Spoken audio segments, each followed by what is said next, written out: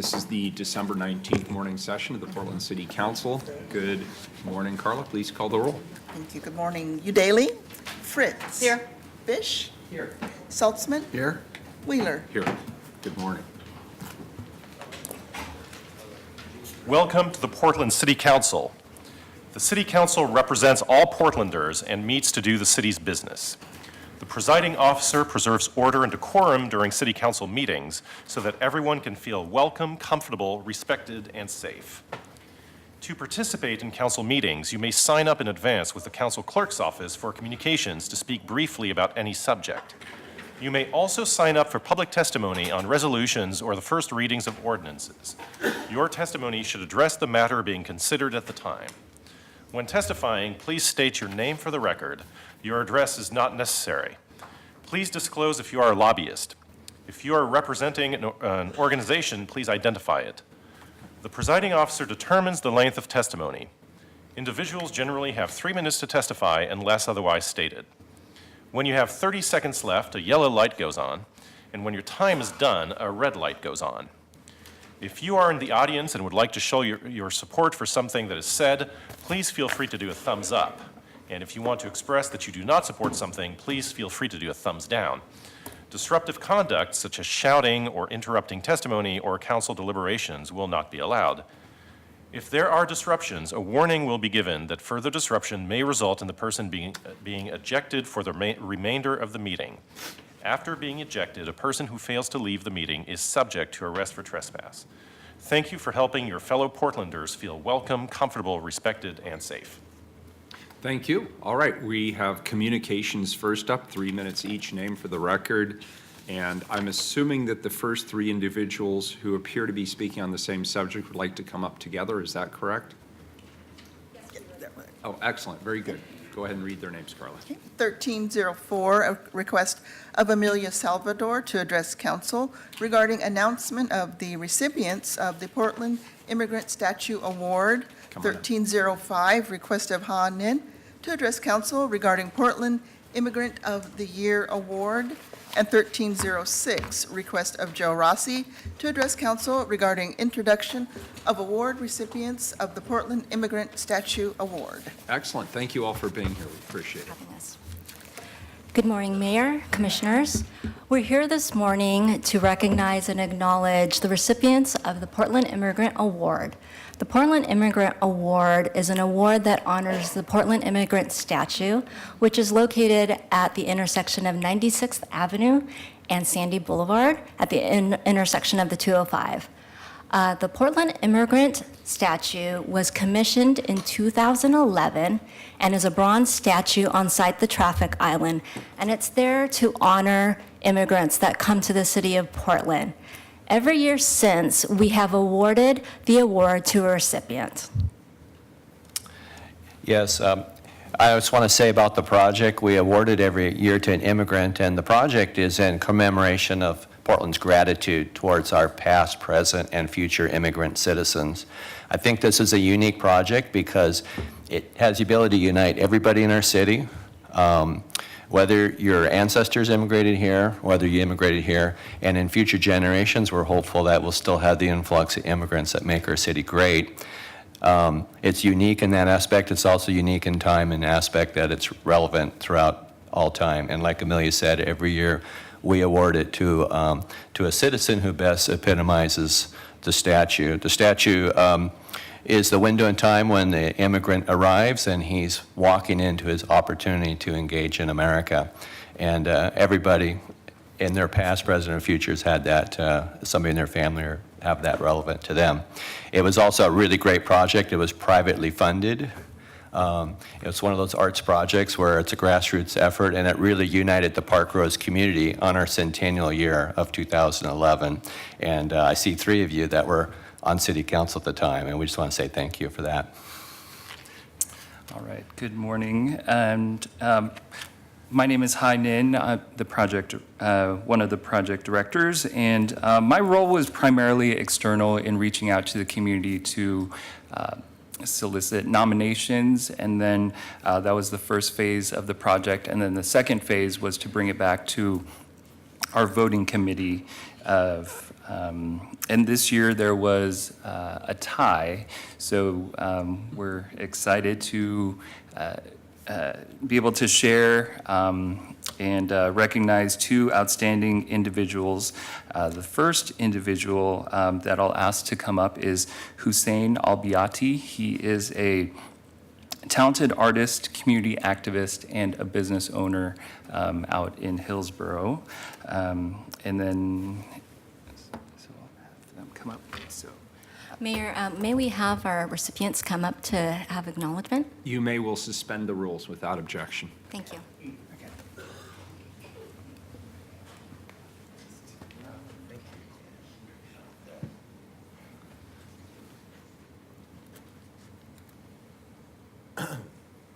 Congratulations.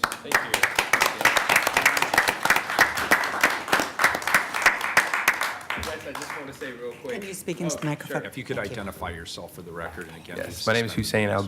Albiati, and I simply just want to say that we all stand on shoulders of giants to build our futures, and I stand on my father's shoulders, and I simply want to say thank you for his sacrifice to be able to come to this land and do something with this opportunity, and for that I'm grateful. So thank you, and I'm excited for what we could build in the future. Beautiful. Thank you. Congratulations. One last item, I think, oh, go ahead, James. Hi. Okay. And the second co-recipient for 2018 is Justin Huang. He is also a community activist. He was also a 2018 candidate for state representative and the founder and owner of Joy Teriyaki. So may we also have Justin come up and Absolutely. Thank provide some remarks. Congratulations.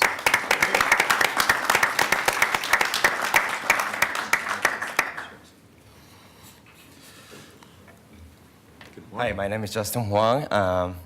Just first of all, thank you for having me here today and giving me such a reward. And like Hussein told everyone, without our parents' sacrifice, I wouldn't be here, and I wouldn't have a chance to have this great education in the state. So all I tried to do was their hard work is not going to the waste. So that's what I'm going to keep doing it, and hopefully I could be a great asset for the community, and hopefully I could be a great standard for other immigrants as well. Thank you. You are. Thank you. One last quick item. I had somebody ask me a while back, like, can we have an artistic maquette of our statue? We commissioned this with the community to like, is this what we want to do? We had different versions. We made this, and then out of this became the big statue. On the behalf of the community of Park Rose, historic Park Rose in our neighborhoods, and the project team, we'd like to offer this. It's a commemorative edition statue. Somebody in your office can put it on their desk, and when people from other countries come visit, you can tell them that Park Rose is the host community, and Portland recognizes immigrant contributions from all countries. Hey, Thank Joe. you. Thank you. Joe, Yes. tell us when the ceremony is. So, because I think you do a formal event, don't you? Yes, we do a formal event on site, of which all three of you have attended, that were a part of the team. We did it just previously, and we wanted to come here just to announce the winners. So we do it every year in November. Great. We'll That's find a going to place look of honor great in for your that. front office. Or We'll find a great place for it. Thank you so much. Thank you. Would you mind doing me a favor and just hand that to Michelle, who's back there, and we'll take good care of it. Thanks for coming in, and thanks for starting us off on such a positive note. We sure appreciate it. And congratulations to your award winners. Well done. Next individual, please, Carla. Item 1307, request of Stan Herman to address council regarding answer to a question.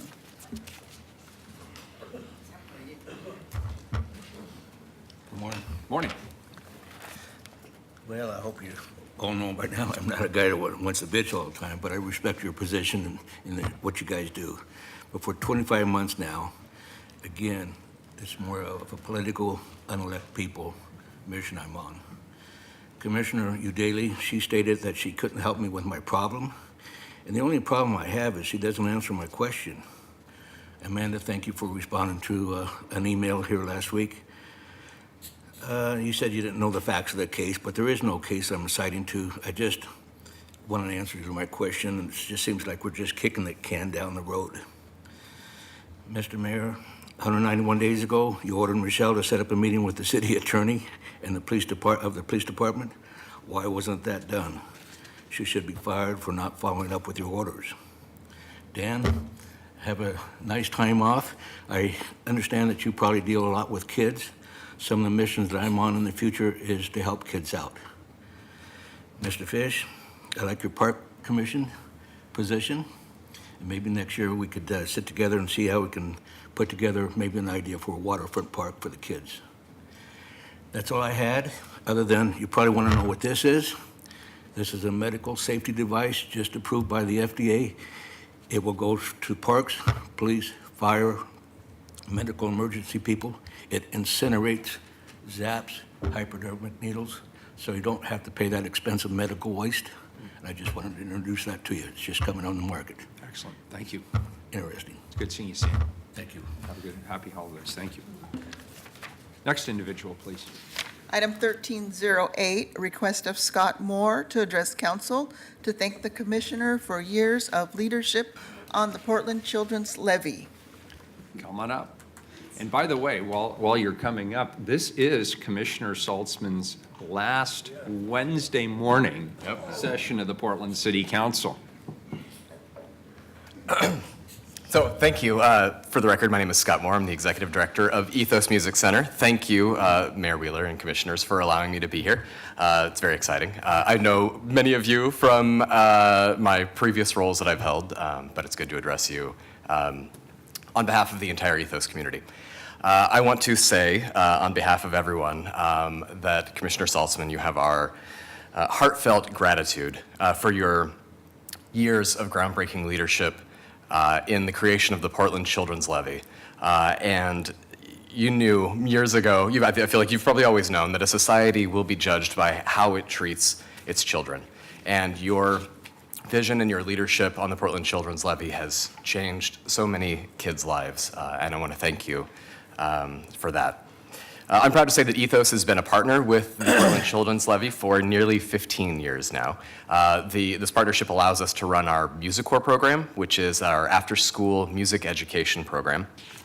I should back up and say Ethos Music Center, if you're not familiar with us, we're a nonprofit organization dedicated to providing music access to kids who otherwise wouldn't have it.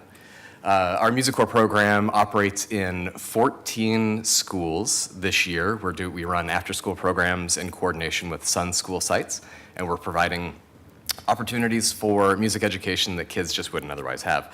This year, we were also, thanks to the Portland Children's Levy, able to offer 90 summer camp scholarships to kids throughout the city so they could come in and do a week-long, full-day music summer camp. And we're hoping to do that again this year. Each year, this program allows us to serve between 400 and 500 students each term in our after-school programs. This is in addition to our in-house private lessons and our rural program that we run. A study that was done with Portland Public Schools a few years ago shows that students who've gone through the Music Corps program show improvements on standardized testing as well as behavioral benchmarks, so that we know that music education really is working. It really is improving the lives of kids who go through it. But we also, aside from the numbers, we know that music really does have the power to change lives and build communities because we see it on the faces of the kids that we serve every single day. It gives students the ability to, it gives them creativity, critical thinking, a lot of skills that are desperately needed. And I just wanted to read a couple of quotes from our students when we asked them how their music classes make them feel. Commissioner Saltzman, "Playing music makes me feel good because it makes me feel confident." That was from Nia.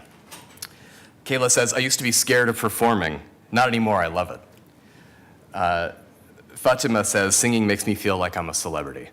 So we give these students the opportunity to perform and to develop their skills, and it gives them confidence and the ability to express themselves creatively and fearlessly. And just really quick, I wanted to present you with a ukulele on behalf of the Ethos community as a thanks and a token of gratitude for all of your help. It's signed by many of our students, so you can see all of this. But I do know that you'll have to wait to actually get this until you're a private citizen. So I'll hold on to it, and in January, I'll hand it over to you, along with a lesson interest form. We do private lessons for adults, too. So if you want to come in and take ukulele lessons, we'd be happy to have you. Thanks a lot. I just want to thank you, Scott, and keep doing a great job. Ethos is a fantastic organization, and really appreciate the work you're doing to help our kids every day. So, and thank you for the ukulele, and My pleasure. I will cherish that. Yes. Thanks for your And support. he really will probably need those lessons, so we'll hold a spot for We're him. happy to give them. Thanks for coming Thank in. you. Consent agenda, which items, if any, have been pulled? Carla? Item 1322 and item 1330. And 1330, please call the roll on the remainder of the consent agenda, please. Fritz? Aye. Fish? Aye. Saltzman? Aye. Wheeler? Aye, the consent agenda is adopted. First time certain item, please, 1309, and could you also read it with 1310? 1309, accept the City of Portland 2019 federal legislative and regulatory agenda. Item 1310, accept the City of Portland 2019 state legislative agenda. Colleagues, on November 15th, we held a work session with the Office of Government Relations to review and discuss drafts of the City of Portland's 2019 federal legislative and regulatory agenda and the 2019 state legislative agenda.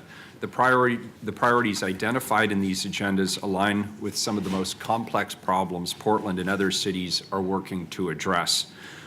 We have Elizabeth Edwards, Nils Tillstrom, Eric Knoll from the Office of Government Relations here to present the updated versions of both of these reports for our consideration. And Director Edwards, I understand you're going to start us off today. Is that correct? That's correct. Very good. Jump in. All right. Good morning, Mayor Wheeler, Commissioner Saltzman, Commissioner Fritz. For the record, Elizabeth Edwards, Director of the Office of Government Relations. My team and I are very pleased to be before you today to talk about the updated versions of the state legislative and regulatory, the 2019 federal legislative and regulatory agenda and 2019 state legislative agenda. We've updated the titles. As the mayor referenced, I'm joined this morning by Nils Tillstrom, our federal relations manager, and Eric Knoll, our associate. What I'm going to do is quickly walk through how we got here and discuss the events since the work session. And then I'll go through the individual agendas, starting with the federal and then the state, and talk about each of the changes that have occurred. And as always, feel free to interrupt, to ask questions, and there should be plenty of time at the end for questions as well. So the long road to building this agenda, to building both the agendas, started back in June for the state and August for the federal side. And we put out a call for issues to the bureaus and offices. And over the course of the summer and fall, we vetted concepts, both internally and externally. We worked with subject matter experts. We worked with legislative and congressional delegation leaders, other local governments, key stakeholders in the nonprofit and business communities. And all of that work led us to the drafts that we presented before you on November 15th. So since, and I would note we've posted those drafts on our website since the 15th. Now, since that point in time, we've previewed the federal agenda with our congressional delegation back in DC in late November. We have gathered additional feedback on our state agenda over December legislative days. I can't believe it's already the middle of December. And we held an Advocacy 101 and Town Hall event in late November with Commissioner Fritz and Mayor Wheeler. And I want to pause for a moment and talk a little bit about the Advocacy 101 and Town Hall event and some of the feedback that we received. So we began that evening with an overview about legislative process and got everyone on the same page. And then we had a fantastic panel discussion with Senator Michael Dembrow, Representative Diego Hernandez, and Advocacy Director of the Coalition of Communities of Color, Jenny Lee. And they provided fantastic feedback for attendees about how to effectively advocate at the state level. Once that panel wrapped, we shifted to the legislative town hall, and the attendees received raffle tickets. They were called on one by one to provide input. There were also note cards for folks who didn't feel comfortable speaking or who had additional comments to provide.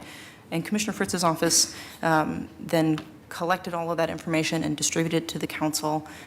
We've reviewed that, had discussions with council offices, and have incorporated some of the feedback into the drafts. And as we go through the two drafts, we'll highlight those items. So with that, since we're going to touch on those specific changes one by one, I'm going to turn first to the federal side, and I'm actually going to let Niels take over from here. Thank you, Elizabeth. Mayor, Council, my name is Niels Tillstrom. I'm the Federal Relations Manager in the Office of Government Relations. The report before you is similar to the draft that was considered in the work session, and as Elizabeth stated, includes the feedback that was provided by your offices subsequent to that session, and then other feedback from the town hall. This draft is also available on our website for public review. There are 8 priorities in the 2019 federal legislative and regulatory agenda, leading with the affordable housing, addressing homelessness, and investing in mental health and addiction services. Also included in the city's priorities for the coming year are ensuring the protection of immigrants, providing for resiliency, continuing the Portland Harbor cleanup, supporting federal investment in transportation infrastructure, and addressing climate change. There were a small number of changes to the agenda following our work session.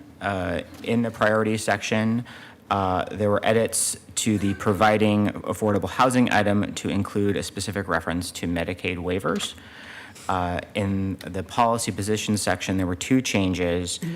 We added a policy position that was titled Next Gen Emergency Communications Grant Programs to assist the Portland Bureau of Emergency Communications in identifying potential federal funding opportunities for systems and facility enhancements. And then finally, we edited an item, the Willamette River Restorations Project, to be retitled as the Lower Willamette River Environmental Dredging and Ecosystem Restoration Project Study, and include language regarding the legislative history of this project. And at that point, I'll turn any questions you have on the item. Colleagues, any questions? Let me just say, Mayor, the last thing you referenced was on page 12, and thank you for adding the Lower Willamette River Environmental Dredging and Ecosystem Restoration Project Study. You know, there are probably 3 people in Oregon that if you ask them what's a WRDA project could answer the question, because it's a fairly obscure part of the federal government. But Portland has been a conspicuous winner in getting funding through WRDA, WRDA, and we're looking forward to doing Tryon Creek, the next salmon sanctuary project. So thank you for adding that to the policy position and putting some meat on the bones. Thank you, Commissioner.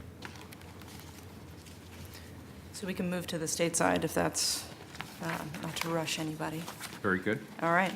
So I want to acknowledge the good work of Eric Knoll on helping to develop the state agenda, and also Dan Eisenbeis, who's our State Government Relations Manager, and Stacy Cowan, who's our state lobbyist. They're not able to be here today, but they also put a tremendous amount of work into developing the state legislative agenda. So similar to the federal side, it's very similar to the prior version you saw back in November.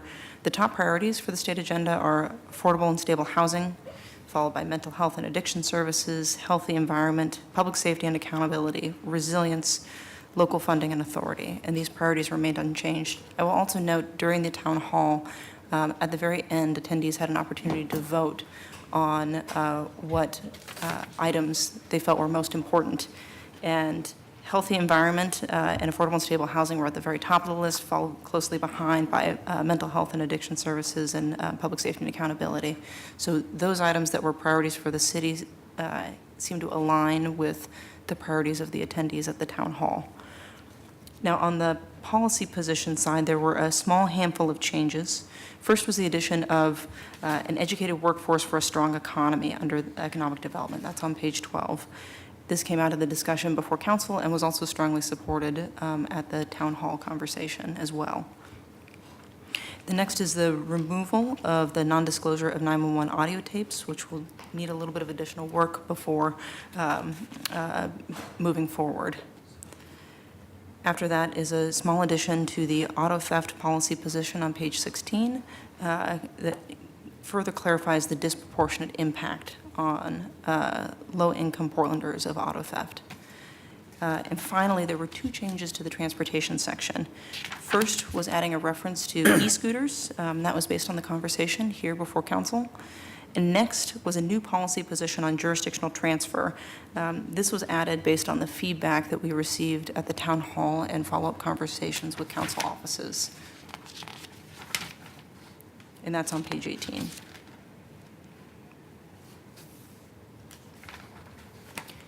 I have a couple of questions. Please, yeah. I just want to make sure, I assume it is implied in this legislative agenda that we would continue to work with the county and others to secure funding for 0 to low-income housing. I mean, that is an ongoing effort through our Housing Bureau, and I just want to make sure we continue to prioritize that.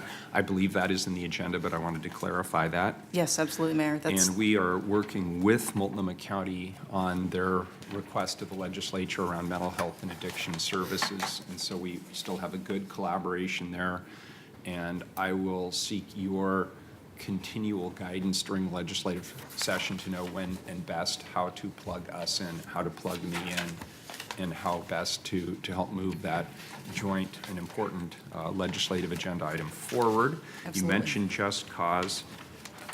The auto theft loophole, it sounds like we now have a legislative champion in Salem, in Jennifer Williamson, is that correct? and Representative Jeff Barker, who's the chair of the House And Judiciary Representative Barker, Committee. of course, Yes. thank you. And we thank them both for their leadership, and we'll continue to support them in any way we can.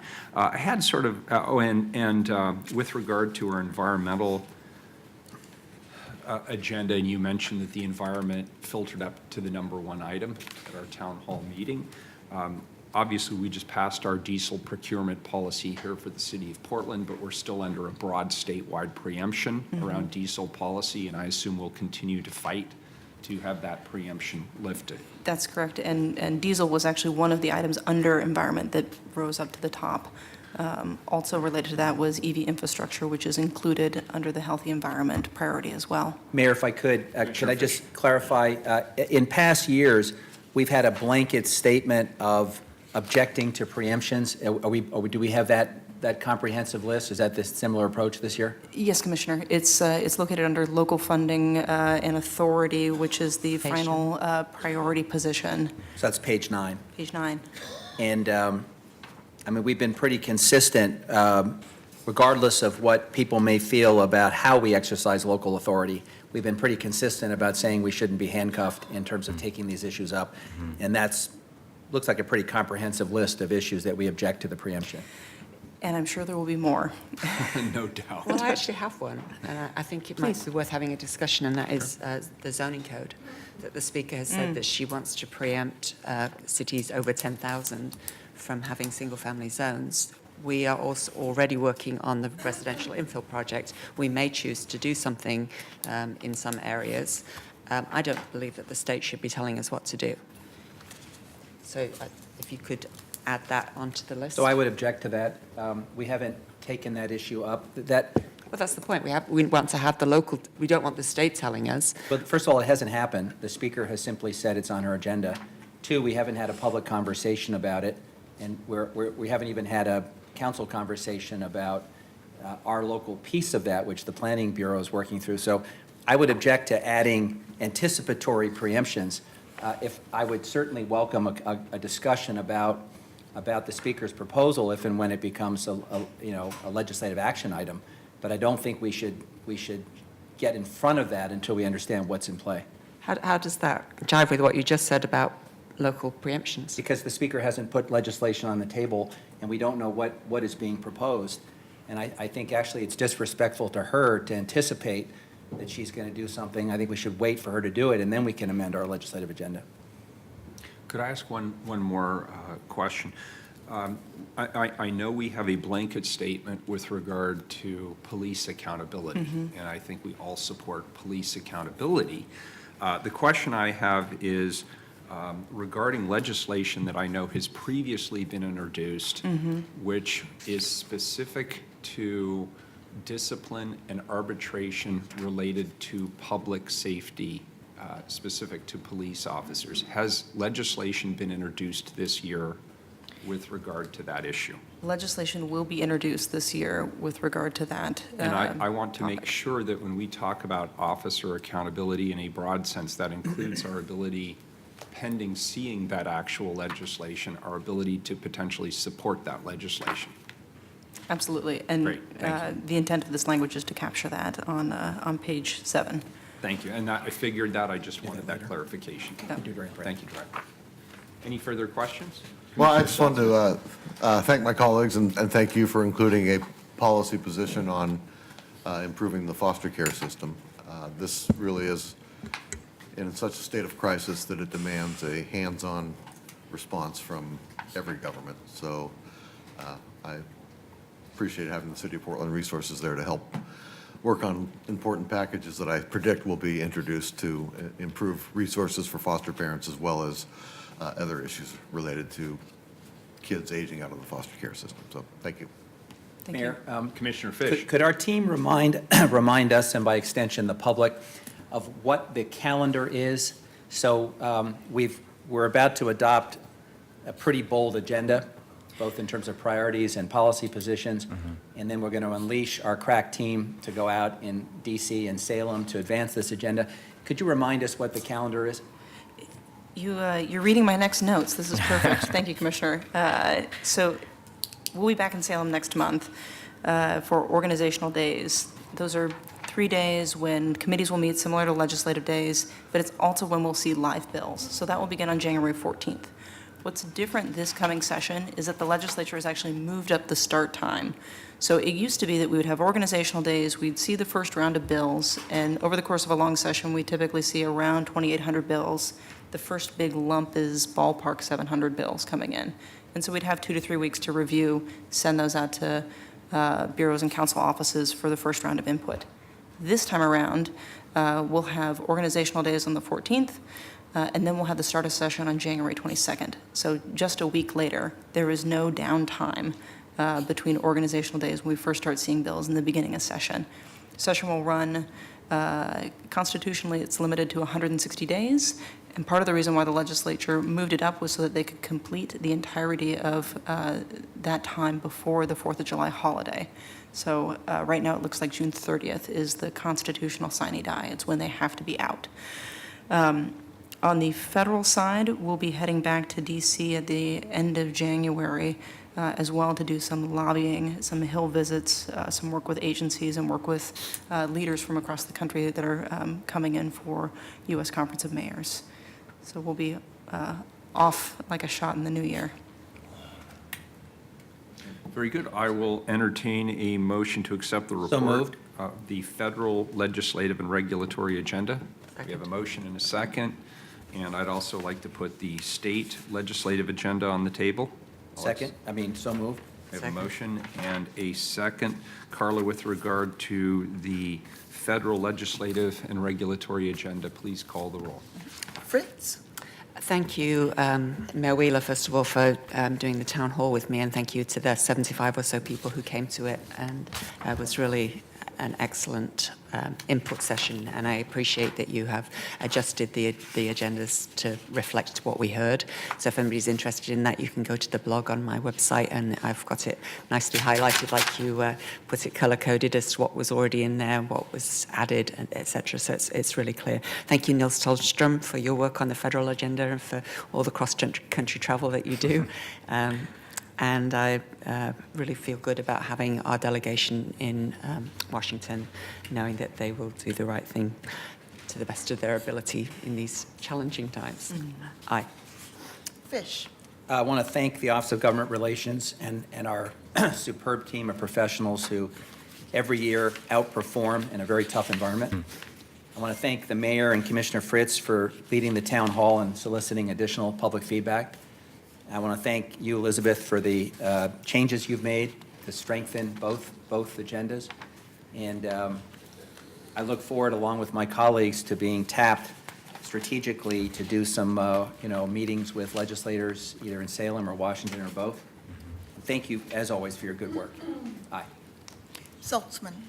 I just want to thank you in advance for all the long hours. You're going to be working over at least probably the next 6, 7, 8, 9 months. So we know how hard you work in Salem and in DC, so thank you. Aye. Wheeler? Well, first of all, I want to say that I appreciate the great work that you've all done on this, and I appreciate our federal lobbying team in Washington, D.C. as well. I'm hopeful that the next Congress will prioritize more investments in housing, particularly very low-income housing and infrastructure. Local governments, of course, have been bearing the brunt of disinvestment since the 1980s. The support for low-income housing through HUD has declined by nearly 85%. And that means that the city has been prioritizing these efforts to meet the needs of very vulnerable people in our community. And so we certainly look forward to a more productive partnership with our federal partners to help those in our community and frankly communities all across the nation who need that support to be successful in their communities. The city is going to continue to meet the challenges put forward by this administration, including the stripping of environmental protections, governing clean air and water, removing protections for the most vulnerable members of our community, and retreating from the global threat of climate change. Finally, I'm very eager to continue to work with the EPA and other parties around the Portland Harbor Superfund cleanup. Commissioner Fish and I have expressed to the EPA how important it was to provide as much certainty in the process as possible to facilitate other parties stepping up to the plate. We also need an open and transparent process that encourages strong community involvement. And we're very supportive of the EPA's effort to get things moving as quickly as possible. I'm pleased to vote aye on this agenda. The report is adopted. With regard to the state legislative agenda, Carla, please call the roll. Fritz? In addition to thanking Elizabeth Edwards again, also thank you to Eric Knoll and Mayor Wheeler and Michelle Plumbeck for participating in the town hall. Need to call out my staff, Claire Adamsick, Cynthia Castro, Christina Nieves, Misan Kwan, and Yeseni Carrillo, who worked together really well to pull it all off, and I was really happy with the engagement that we did there. Very happy to be supporting many of the same priorities as the League of Oregon Cities, which I serve on the board. There are over 200 cities in Oregon. Many of them are small, but some of them are larger than 10,000. And I know that their number one priority is to avoid preemption of local authority. That we have different cities in Oregon, and we have a common desire for our communities to make decisions that most affect us. Really happy to be working with Multnomah County as well. Dr. Sharon Mines doing a great job on mental health care services. That also is a high priority across the state, as is affordable housing, that everybody is really struggling with houselessness and how to help. And it's good to be united in that. Thanks to everybody for your work. Let's do some more. Aye. Fish? Aye. Saltzman? Aye. Wheeler? Well, once again, affordable housing is filtered up to the top of our legislative agenda, and we're eager to work with our colleagues in the legislature to be successful there. And of course, funding for behavioral health continues to be a priority for the city and the county. And all of us believe quite strongly that this is going to impact our work on homelessness and housing issues, and we want to continue to support additional investments in mental health and addiction services. As I just mentioned, we're eager to stand as a strong partner in addressing environmental issues in carbon emissions and air toxics. There are many other priorities for the city, some of which we have not talked about, but are equally important around seismic resilience, public safety, local funding, and as Commissioners Fritz and Fish mentioned, authority. These challenges are taken up every day by us here, but they are bigger than we can solve alone. And so it's very important that we develop these partnerships.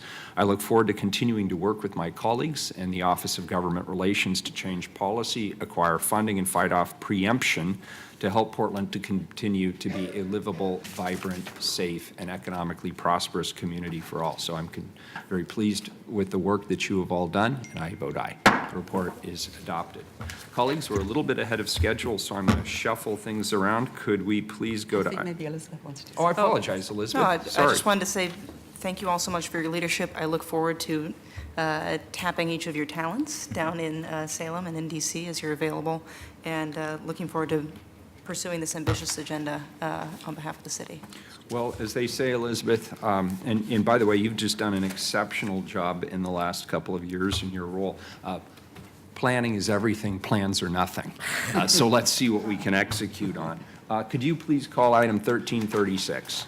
Mayor, I just Commissioner noticed, Fritz. thank you, I'm sorry. I'm just Sure. noticing Laura John, and I neglected to thank you for being such a major part of this, both the federal and the state agenda. I'm very happy that our Director of Tribal Relations is really helping us understand the need to protect tribal sovereignty. Thank you very much. Thank you, Commissioner Fritz. Item 1336, please. Authorize the second amended and restated visitor facilities intergovernmental agreement with Multnomah County and Metro. Colleagues, this is a second reading. There's already been a presentation and testimony. Any further discussion? Carla, please. So, Mayor. No, I thought we were setting this over. I thought you were bringing this back Oh, to your I'm sorry. office. I apologize. I apologize. I am actually not reading the right statement. Thank you for everybody staying on the ball. Colleagues, I'm referring this item back to my office. I'll read the following joint statement into the record.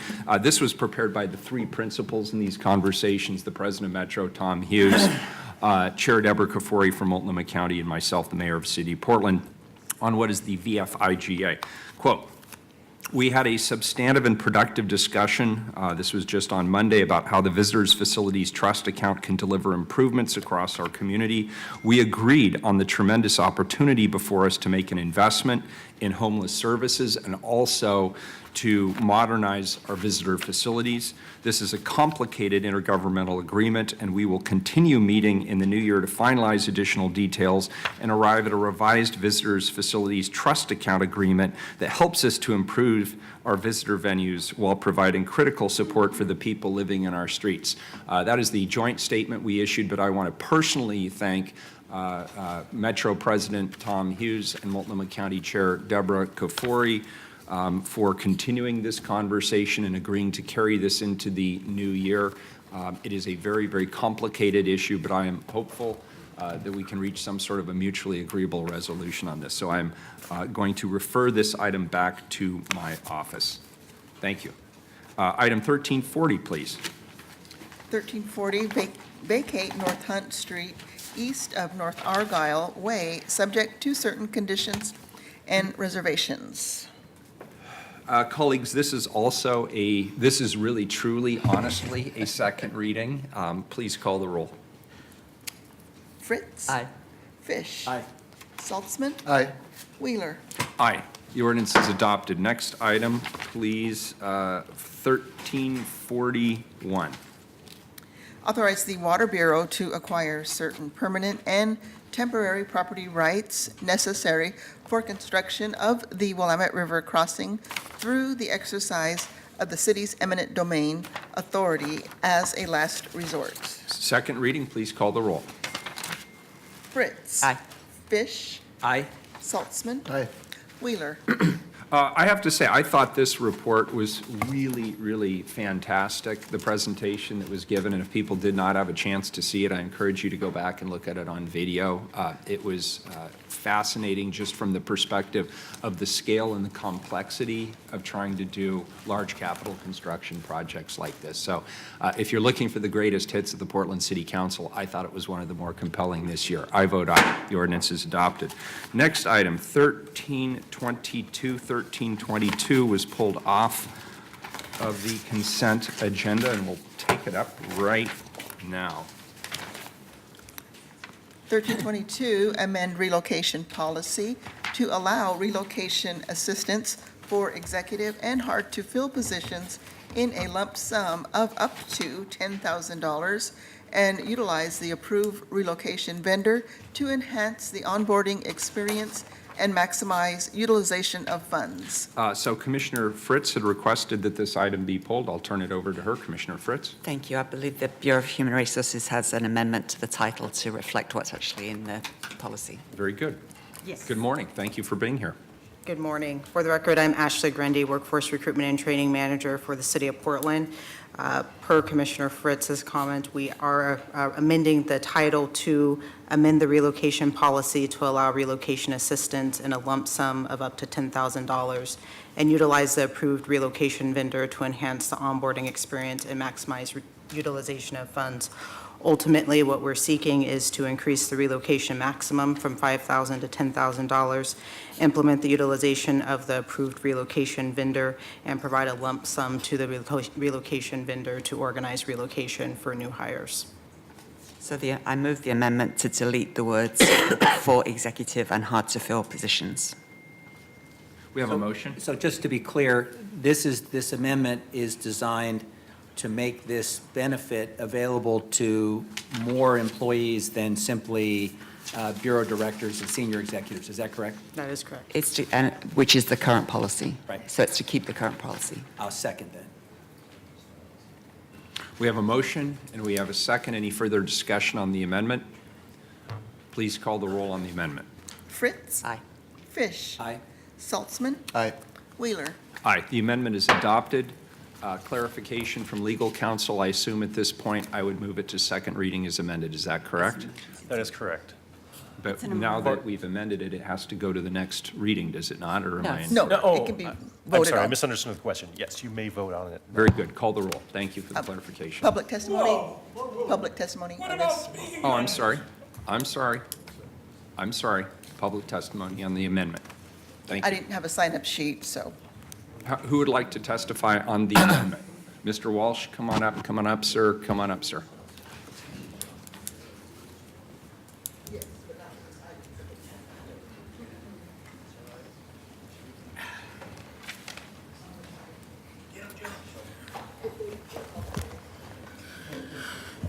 Good morning. Good morning. My name is Joe Walsh. I represent Individuals for Justice.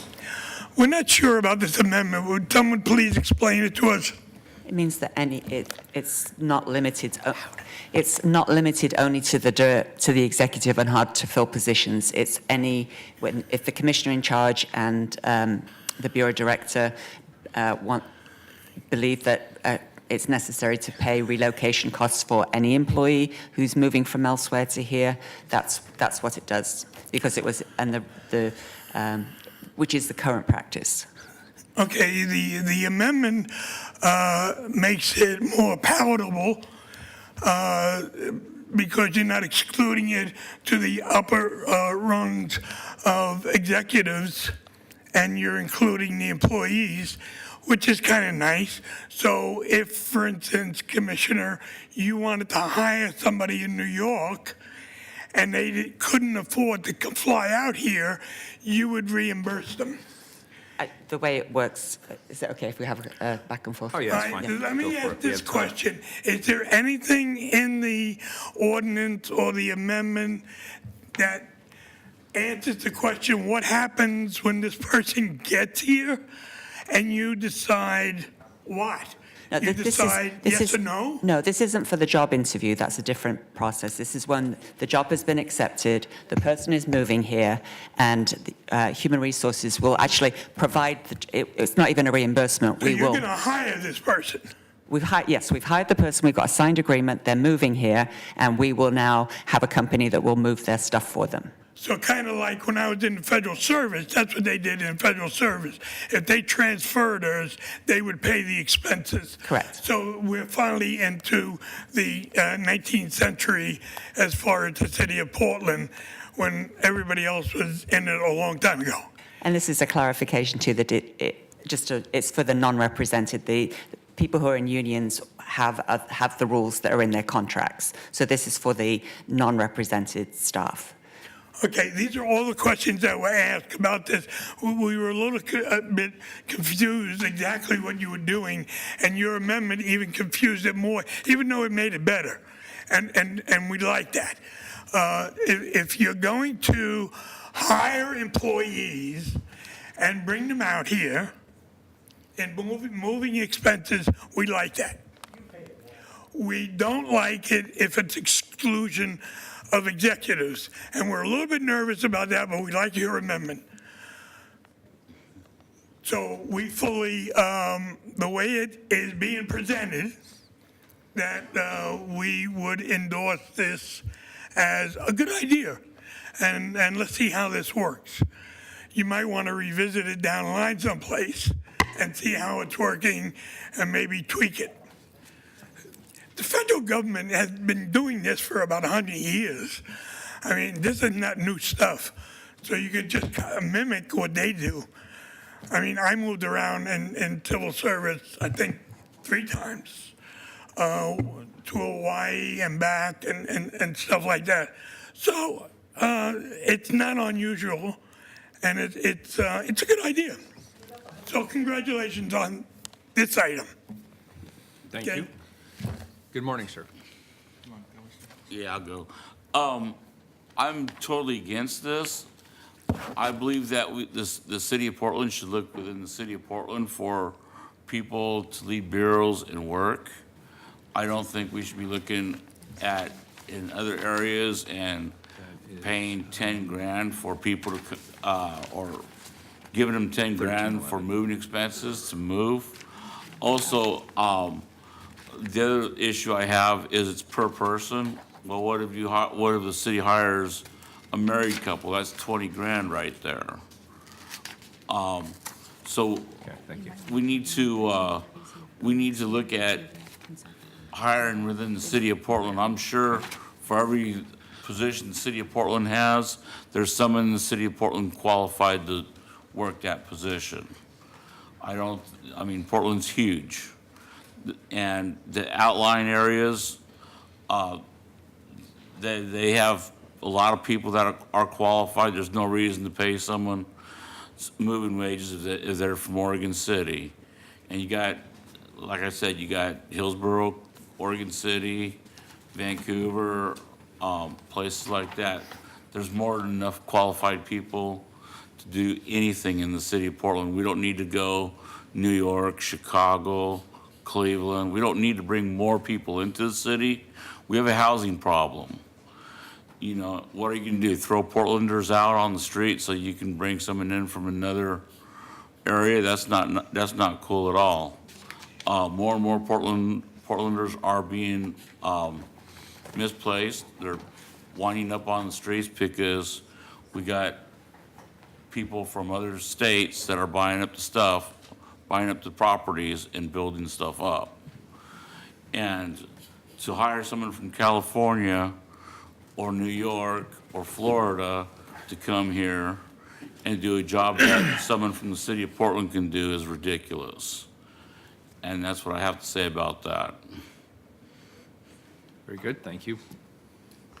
Good morning, Commissioners. For the record, Charles Bridge Crane Johnson. Maybe I should say Charles Bridge Crane Johnson 2.0 or something like that. But generally good. As Mr. Walsh noted, it's a standard practice. I think that for a government that's trying to be, supposedly trying to be transparent and maximize disclosure, it's weird that we would have a process where we determine an approved vendor and then we're scared to say their name. I understand, like, in the legalese of the language, maybe the vendor could be changed during the term, but it's interesting that we have an approved vendor who's going to channel these $10,000 amounts, but we don't want to say who approved vendor is. You think they would actually ask us to say their name as part of their agreement or reduce their price if we said it so that they could be recognized as the premier relocation services vendor for Portland.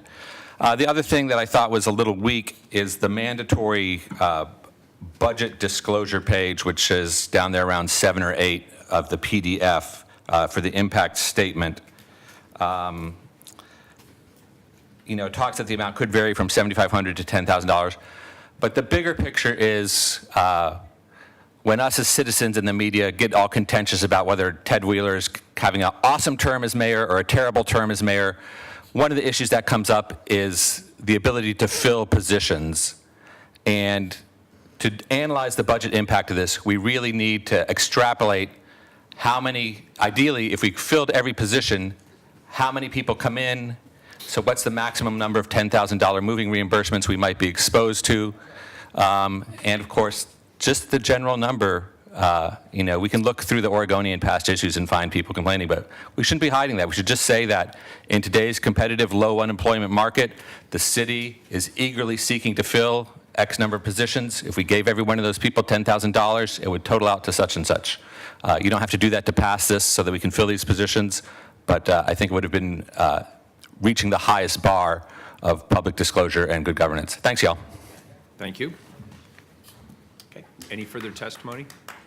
Very good. Please call the roll. Fritz. Aye. Fish. Aye. Saltzman. Aye. Wheeler. Aye. The ordinance is adopted as amended. Colleagues, we had one other item pulled. I understand staff is here for item 1330.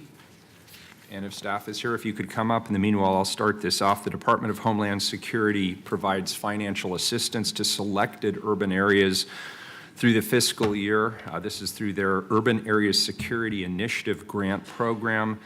This is a program that assists urban areas to build, sustain, and deliver capabilities necessary to prevent, protect against, mitigate, respond to, and recover from acts of terrorism or from natural or other human-caused disasters. We've been accepting these grants since 2003. We accept these grants on behalf of a broader area of the community that includes TriMet, the Port of Portland, Multnomah County, Clackamas County, Washington County, Columbia County, and Oregon and Clark County in Washington. This is what's known as the Regional Disaster Preparedness Organization, or RDPO. The Department of Homeland Security designated Portland as the core urban area in the state of Oregon. Therefore, we are the ones who apply for this grant on behalf of everybody else. Again, the key use of this is to allow the RPDO to coordinate, plan, execute trainings and exercises, procure equipment to respond to and recover from natural disasters and acts of terrorism. There is no local grant required for the receipt of this federal grant. I don't know if there's anything else I missed. Mayor, I should read the title first. Get to the title. Thank you. Sorry, Carla. Okay. I jumped on you again. Sure. 1330, accept the fiscal year 2018 Department of Homeland Security Urban Areas Security Initiative grant in the amount of $2,353,665 from the Oregon Department of Emergency Management to enhance emergency preparedness through planning, training, and equipping of emergency responders in the Portland urban area. Then what I said, fill it in right here. Anything else I forgot? No, I think that's an excellent summary of the request. If you have any questions, I'm happy to respond to them. Great. I don't know who pulled this, but we'll take public testimony. Robert West pulled this. Very good.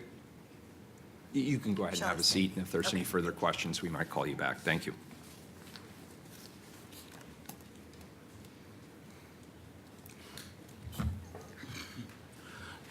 Yes, I have issues with us accepting any kind of money from Homeland Security. There's usually something, or from the federal government, because usually something that's a little hidden that people don't know about. And like, for instance, Portland staying in the Joint Terrorist Task Force, which I'm totally against us being involved in that anyway.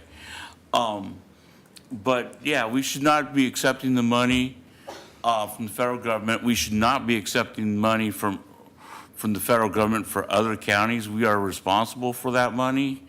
And if something happens, a computer glitch or whatever, Portland could be held on the hook to these other counties for that money. So I'm totally against us accepting any kind of money whatsoever from the federal government, and I wanted to bring that up. Very good. Good morning. Good morning again, Commissioners. Charles Bridge Crane Johnson. And while I strongly agree with what was put forth about the idea that we really don't need to be, essentially have no business being part of the JTTF, there's no explicit tie here. Whatever wink, wink, nod, nods the mayor might get exposed to as he deals with federal law enforcement positions is a different person. But we want our money back. This is me. When I say that, what I mean is that all this money is created by Oregon taxpayers. So that is why, even though DHS is a bad construction from federal times when they were under stress way back in the Bush the second days, and really a great federal government would restructure DHS along the pre-9/11 lines. We can always take their money. We have Tracy Reeve and 40 other great attorneys to make sure that the strings and whatever agreements are matched. So obviously, this is a yes vote to take this chunk of money, have it available for safe communities, but also to always be mindful of ways to disentangle ourselves from a federal government that had its issues under Obama, and certainly things haven't gotten better in the last couple of years. Thanks. Thank you. Any further questions, colleagues? Please call the roll. Fritz. Aye. Fish. Aye. Saltzman. Aye. Wheeler. Aye. The ordinance is adopted. Time certain 1311, please. Appeal of Northwest District Neighborhood Association and Tony Schwartz against Historic Landmarks Commission's decision to approve Block 162 Apartments, a 5-story plus residential development at 1727 Northwest Hoyt Street. Colleagues, for the record, I've reviewed the entire record. You'll recall that I came a few minutes late to the first part of the hearing, including the portions that I missed on November 29th. Staff needs to make a minor change on page 10 of the findings, so Carla's distributing a page showing the change. It would be my intention now to move that the council deny the appeals, uphold the decision of the Landmarks Commission, and adopt the findings with a revised page 10 as you have before you. Second. We have a motion and a second. Any further discussion? Please call the roll. Fritz. Aye. Fish. Saltzman. Aye. Wheeler. Aye. The ordinance is adopted 3-0. Legal counsel, is there any further action we need to take on this appeal? No. I do not believe so. Very good, thank you. We got the backup attorney come I heard a flying voice in. behind my head. It's like, All right, and according to my watch, it is just rolling over to 10:35. Please read the time cert for 10:35, which is item 1312. 1312, authorize agreement with Lloyd BID, Inc. for program management in the Lloyd Business District. So colleagues, we have Tyler Wallace from Revenue, Hank Ashforth from the Ashforth Company. He is also the chair of the Lloyd ESD. Wade Lang, who is from American Asset Trust. He is also an ESD board member. And Bob Dye from the Lloyd Center, also an ESD board member. Good morning, gentlemen. Good morning, Mr. Mayor and Commissioners. My name is Tyler Wallace. I'm the Tax Division Manager for the city's Revenue Division. The ordinance before you today will renew the current contract between the city and Lloyd BID to provide transportation, landscaping, and security services to the Lloyd District. This renewal is for an additional 5 years. This is a sole source contract, as there are no other potential provider of the services with the experience, expertise, and capability of Lloyd BID. We have 3 members of the Lloyd Enhanced Service District Board here to give an update on the district. At this point, I'll turn it over to them. I'm available if you have any questions for Revenue. Perfect. Good morning. Thank you very much. Hank Ashforth, I'm chair of the Lloyd BID, have been since its inception, and I'm executive vice president for the Ashforth Company, owners here in Portland since 1995. Briefly, I want to start by saying thank you. First to you, Dan, thank you for your service to this city. Portland certainly is better off and in a better place because of your hard work, so thank you for that. And I look forward to seeing you on the other side for sure. And also thank you to Ted and Amanda for recognizing us in the Spirit of Portland Awards most recently. It is because of our work with Right to Dream 2. We value that completely because that's what we do as a neighborhood improvement district or business improvement district. We want to solve and create solutions for complicated problems. So thank you for that. What we'd like to do is just to brief you on the Lloyd ESD and what we've been up to lately, our accomplishments over the short and long term. I've got the board there. You see, this is our area, really the river, the Banfield, 15th to the east and up to Broadway on the northern boundary. In a quick overview, we were started in 2001, the second ESD formed in the city, and something we're proud of. We affect 125 properties, 99% assessment compliance. We generate $475,000 a year and $5.5 million since our inception. No small piece of change at that. We do have sector partners. Also, we thank you, the city and Metro, the Convention Center, City of Portland, Bonneville Power. I'd like to thank the state, but the state has chosen actually not to invest with us, something that hopefully maybe we can work on getting 100% compliance in the future. We're very involved in Holiday Park. We put $1 million to work in Holiday Park. We'll talk about that later. And economic development initiatives that we're working through are creating 4,000 new jobs. We've got about 22,000 in Lloyd right now. 2,500 new apartment units. There are roughly 1,000 or so as we speak. Goals to be accomplished. An 8-to-1 jobs to housing ratio. We're about 20-to-1 right now. And 500,000 square feet of new development that will be net zero and no additional use to our grid on energy and other resources.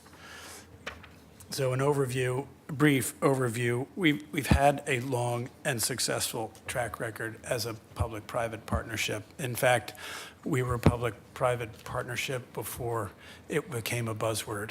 And we really do take it to heart, because what we get from our neighborhood, we want to leverage with you, the city, and other agencies out there to deliver programs. So obviously, the Spirit of Portland Award was part of that, but we do have partnerships on public safety, and really since 1990, we've had a neighborhood policing program that has been in place. We're going to talk about that a little bit more in detail later. Go Lloyd is a partner with Lloyd, the city, and TriMet. Holiday Park, we're partnered with Lloyd and the Parks Bureau. And Right to Dream 2, certainly we're partnered with you, the city, our eco district, and Lloyd itself. This is what we look like as far as in an org chart arrangement. As you can see, there's Go Lloyd, and it's our district attorney program, the community association, which and Lloyd Eco District, Holiday Park program, and Holiday Street maintenance. In a little better definition, Wade is going to help me out here and put some details on this, but Go Lloyd is our transportation management entity. As I understand it, one of the first, if not the first in the country. We have a focused promotions piece and a marketing campaign. We are known as Lloyd now. We've dropped and we've dropped the D word. I'm going to get penalized if I say the D word. So refer to us now as Lloyd, and everyone will be happy. Holiday Street maintenance, I mentioned. The Eco District is truly a triple bottom line specification working at a neighborhood level. The Community Association is neighborhood to neighborhood, neighborhood to city. And our DA program, as I said, is public safety, which is core to our neighborhood. So what do we get for all of this? What do you get for all of this? How are these dollars leveraged in the programs that I mentioned here, the 6 there from district prosecutor on to branding and other promotions? We leverage about $1.27 for every dollar that is collected, so almost 30% there. And truly, where it's leveraged the most are in transportation and security. So I'm going to hand it over to Wade, and he'll give you a better description of the programs and services that we've been offering for the past almost 20 years. Thank you, Mayor, Commissioners. I'm Wade Lang, Vice President Regional Manager for American Assets Trust.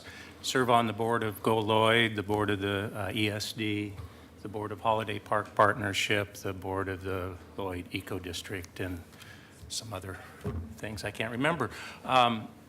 So Go Lloyd, as Hank said, it's a transportation management association for the neighborhood, and they have been a tenant in one of our properties for a long time.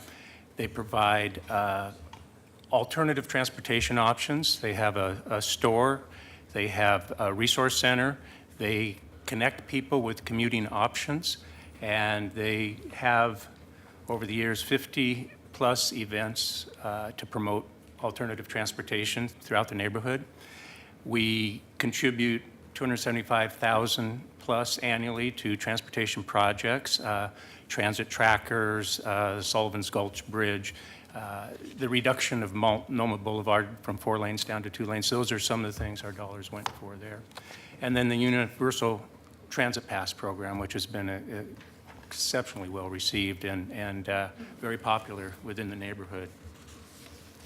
The Lloyd Eco District, again, Hank mentioned that, the triple bottom line efforts that the Lloyd Eco District does around sustainable issues with business and with residents.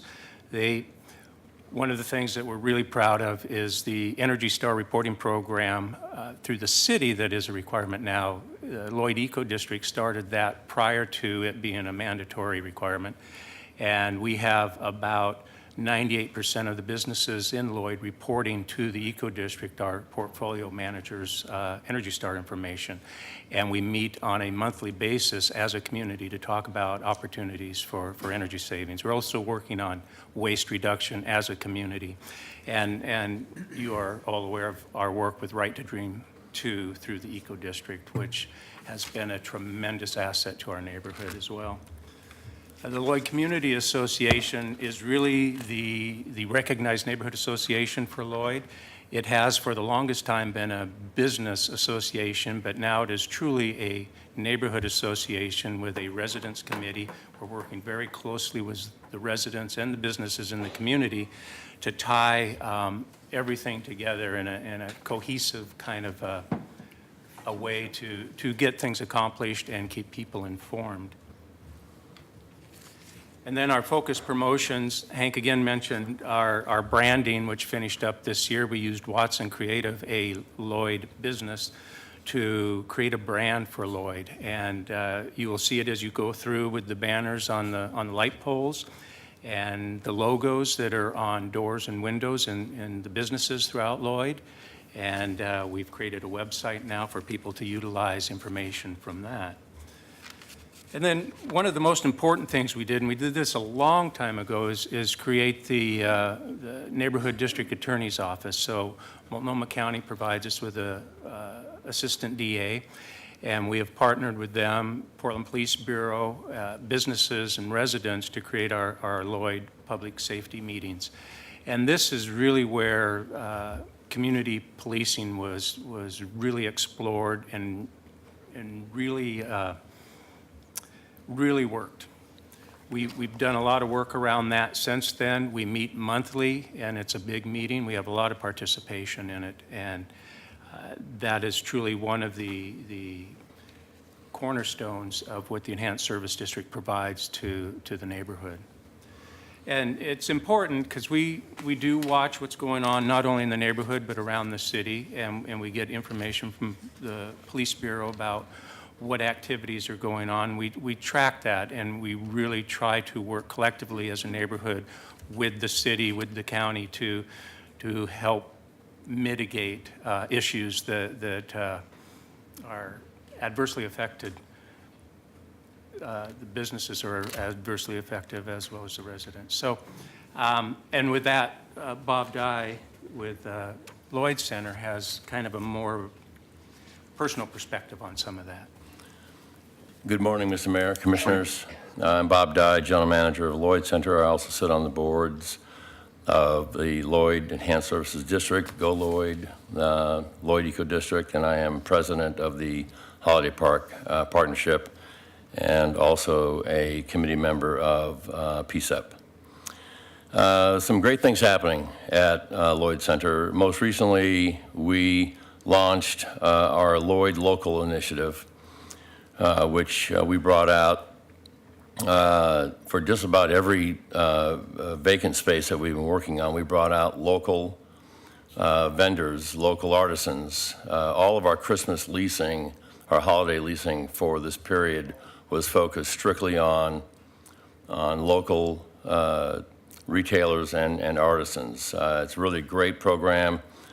My People's Market has a store represented there as well. In addition, on our future projects, as has been announced, we have our Live Nation venue, which will be going up on the 3rd floor of the former Nordstrom's building. Concurrent with that will be our Northeast Multnomah and 9th Avenue Plaza remodel and our Regal Cinemas build out on the east side. That being said, challenges that we face. It's no secret Portland has become increasingly recognized on the national media for the protests and other unrest. These national and local conversations has resulted in economic consequences demonstrated by a number of conferences that have withdrawn from hosting their events at the venues in the Portland area. Recently, the DoubleTree Hilton lost a booking that was worth over $40,000 in net revenue. The reason given was a concern for the safety of their conference attendees. And there's never a conversation, at least over the last few years, that we've had with a potential tenant or a tenant renewing that doesn't include the narrative or the optics seen nationally. We're having to defend that routinely. On average, localities with populations of at least 500,000 employ 20.07 police officers per 10,000 population, according to FBI data. Looking at the U.S. Census Bureau, Multnomah County's population is 807,555, which equates to 1,671 police officers. We currently have, I believe, 925 sworn officers. Now, while our law enforcement officers are working tirelessly to keep our community safe, and we love the work they're doing, we support everything they're doing, they are severely outnumbered. In fact, Oregon is ranked 48th in the nation in having the fewest law enforcement officers per capita. This strain is felt in the Lloyd, which has 2 full-time police officers dedicated to the entire district. Comparatively, the Hawthorne Business District has 2 full-time police officers covering, we believe, about 6 city blocks. The biggest thing affecting us currently is ORC, or organized retail crime, which has become an epidemic, and these professional shoplifters, also known as boosters, are in the mall every single day and often will return to the mall the same day after being arrested. Case in point, we had a booster hit a store last week Monday, stole an outfit from a store, assaulted a security officer. That was on Monday. On Tuesday, he came back, shoplifted from Macy's, but was caught and was arrested. Came back in Tuesday night to shoplift again. Security intercepted him, asked him to leave. He became verbally abusive and then assaulted one of our officers, and then the police arrived. He was arrested. He then arrived back Wednesday and Thursday and Friday, and he has been in the mall Monday, Tuesday, and Wednesday of this week. And that's one.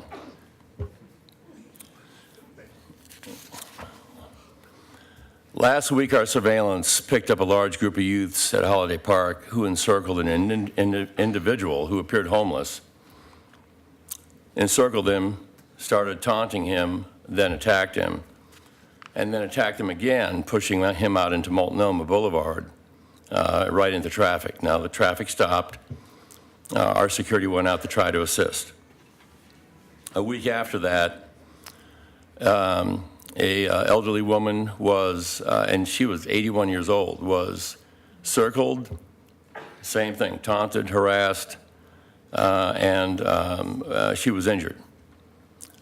A week after that, a 76-year-old man, same thing, had a group that encircled him, assaulted him, and then stole his iPhone that he had purchased at the mall about 20 minutes prior.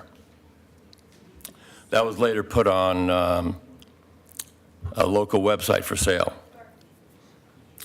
Now, Lloyd Center, law enforcement, and other stakeholders have worked collaboratively to address these issues through community policing efforts.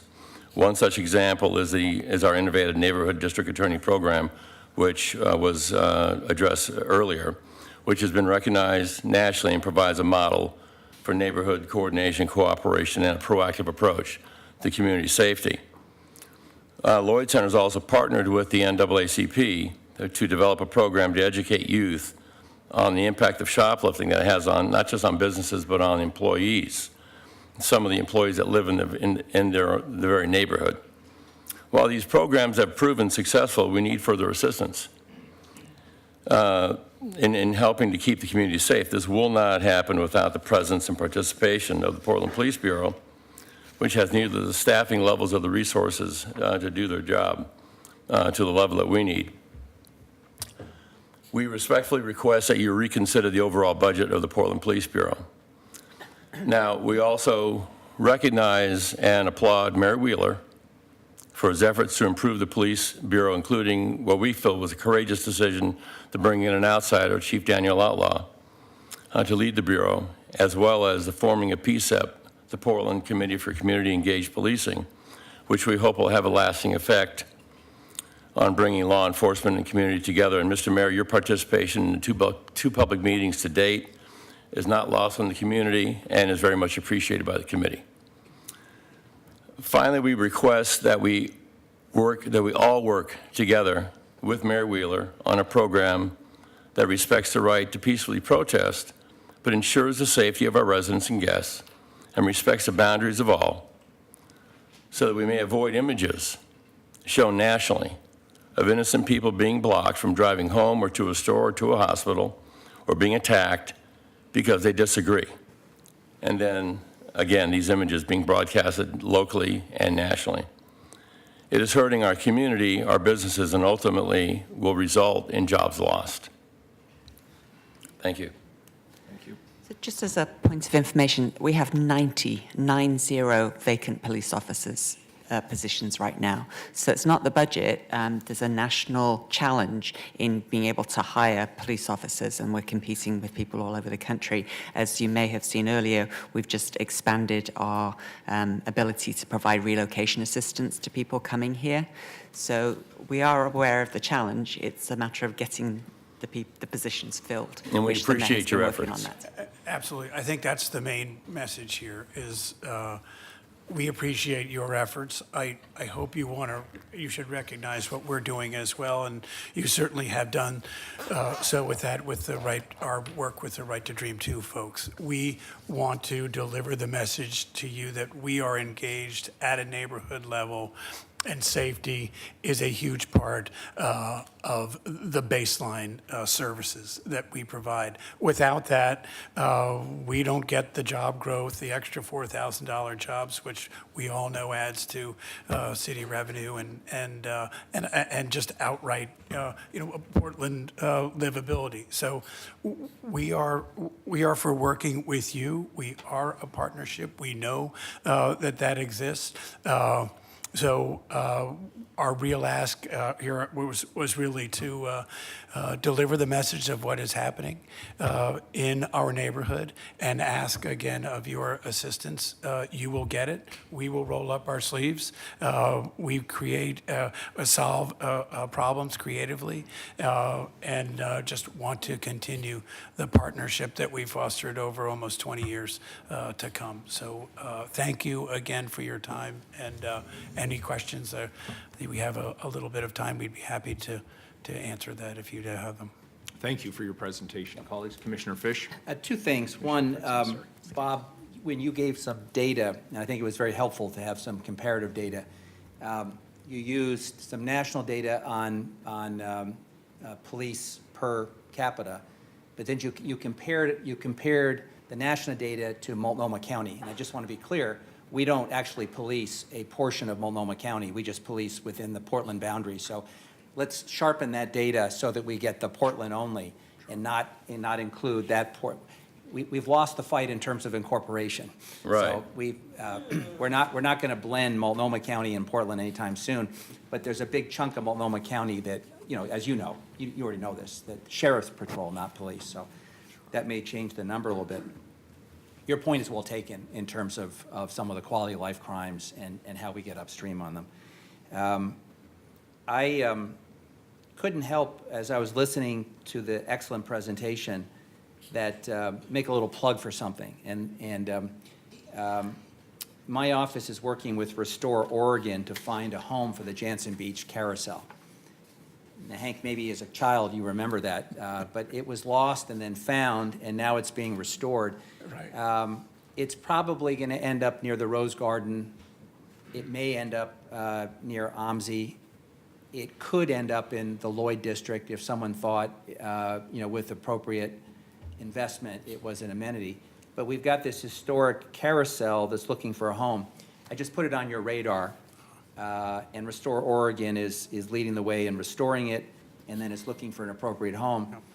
It's a family-friendly activity, and I'm not sure where the best location is, but Lloyd would certainly be a contender if there was that interest. So Sure. no need to respond to that, just wanted to have it not on at your all. radar.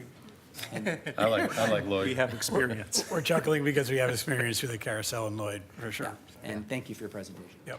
Commissioner Fritz? I enjoyed watching all three of you twitch when Commissioner Fish said the D word. I support your changing the term to just Lloyd, like other neighborhoods and business districts have just the name. And I want people who may be watching at home to recognize Lloyd is a fabulous place to visit and shop. It's been my favorite, the Lloyd Center has been my favorite mall since I got here 32 years ago. And in fact, I shall be shopping there later on today. So yes, all over Portland, we have some challenges. All over this country, we have a lot of challenges.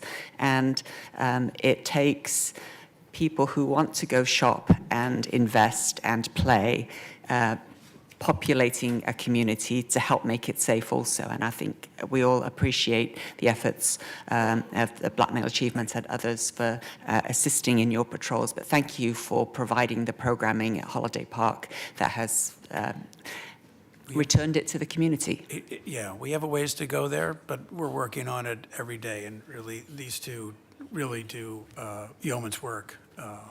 And again, a coordinated effort. As I said, $1 million has been put into the park already over the last number of years. 4 years. Yeah. Yeah, and a lot of volunteer time by No 11:45 question. and others. It is a terrific place to be. You're Yes, and it has been and will be. So thank you very much for all that you're doing.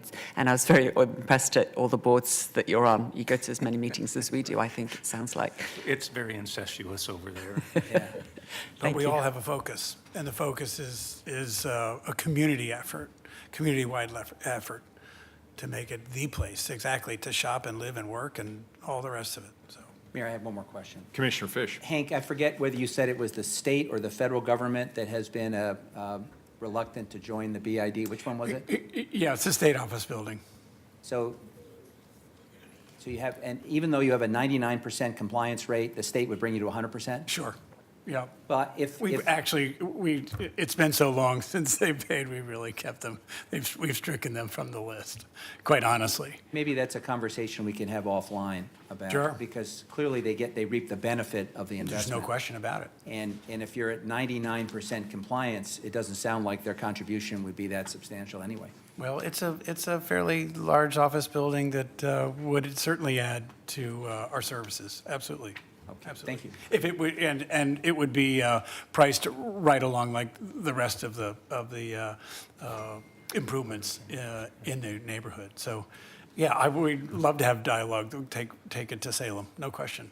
Thank you. Very good, gentlemen, thank you. And I want to just underscore my thanks to you for working with E.B. Mondonay and the NAACP and having a very collaborative relationship there and finding space for them in the mall. I think that was a good step forward, and working with the youth specifically regard to some of the issues in Holiday Park. And I want to encourage you to continue to engage in that community conversation. We very, very much appreciate your partnership. We'll be there. Thank you, Absolutely. Jim. We'll be there. Thank you. So, folks, we are not even on the regular agenda yet. We have at least 10 items by my count. After this, we're going to have 2 minutes of testimony of all items going forward. How many people do we have signed up for this item, Carla? That we have 7. Very good. Please call up the first 3. We'll take it from there. Are Robert Patterson, Charles Bridgecrane Johnson, and Maggie.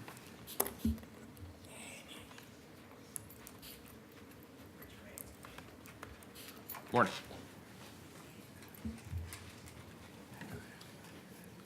Good morning again, Commissioners. For the record, Charles Bridgecrane Johnson, and I think it was Commissioner Fish who made the point about per capita policing. And I appreciate the diligence, and I hope that all of you, whenever we have these struggles about neighborhoods asking for policing, and especially when it's in the context of the business, I think it's kind of a shame that I haven't worked harder with Dan Handelman to give you some cheat sheets. Because the first thing you need to know is that all policing data is skewed because New York City has a huge, highly funded, double the national ratio police number. So that should almost be thrown out. We should compare to peer cities at around 600,000. Also, it's silly to talk about policing numbers without having matching crime data. So if the Lloyd District is actually having less crime per citizen, not necessarily less crime per dollar of economic activity, our police resources should be encountered where individuals are having the most trouble actually suffering violence or property loss. So definitely, and they have their own district attorney's office. I'm sure with a little bit of goodwill on everybody's part, we can increase safety, and especially that weird, the weird thing of repeat shoplifters. That really talks to the structure of our society. If we have people who are getting released on conditional release, that they don't go back to the Lloyd Center, and then we're not managing to get the district attorney's office to flag those people to have an extended holiday that they qualify for contempt of court, that's where the problem is, not in the budget of the city of Portland. No amount of budget activity by the police commissioner or anybody can fix that sort of problem. And really, the Lloyd Center, as the Ashforth gentleman mentioned, is not really even an area of problems. It's an area of success that we're trying to hone. It was great to shop there during the holidays with many of the spaces filled with local people who normally couldn't make the threshold of mall rent. I don't know if Amanda had a chance to shop there in the past 30 days, but there were great people there. So let's work on the positives without thinking that it's really in any way connected to the police department's budget. Thank you. Thank you. Okay. I guess I want to talk about the discriminatory behavior of the private security companies. When I was at Fred Meyer, there was a obviously mentally ill guy who comes there frequently, and the security guys there were talking about how much they hated him after he left, and then they proceeded to have a conversation about what long guns they owned and the caliber of bullets they used in them and wanted to sell, and the long guns they wanted to buy and the caliber of bullet they would need to use for them. I find that very offensive. Also, Pioneer Square, The security officers there dressed very similar to state troopers. I think that's wrong. They put their mall time way down at the bottom of the glass in white, where in tiny, tiny lettering where nobody can read it. So I had security coming up and talking to me after I had bought an ice cream and, was sitting at a table reading a book to tell me I had to leave. I had no idea they closed at 8 o'clock. 9 o'clock is usually about the times malls tend to close. And I just think there's this, elderly, disabled, transgender, there's a lot of discrimination by these private security companies. So, thank you. I forgot to say thanks, Everbright in China, EB USA in Dallas, for your local investment. Next three are Dan Handelman, Diana Ogaz, and Joe Walsh.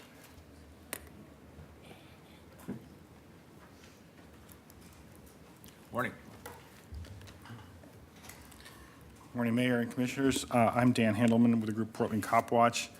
And we participated in a news conference a few months ago that was headed up by the people working on the Homeless Bill of Rights.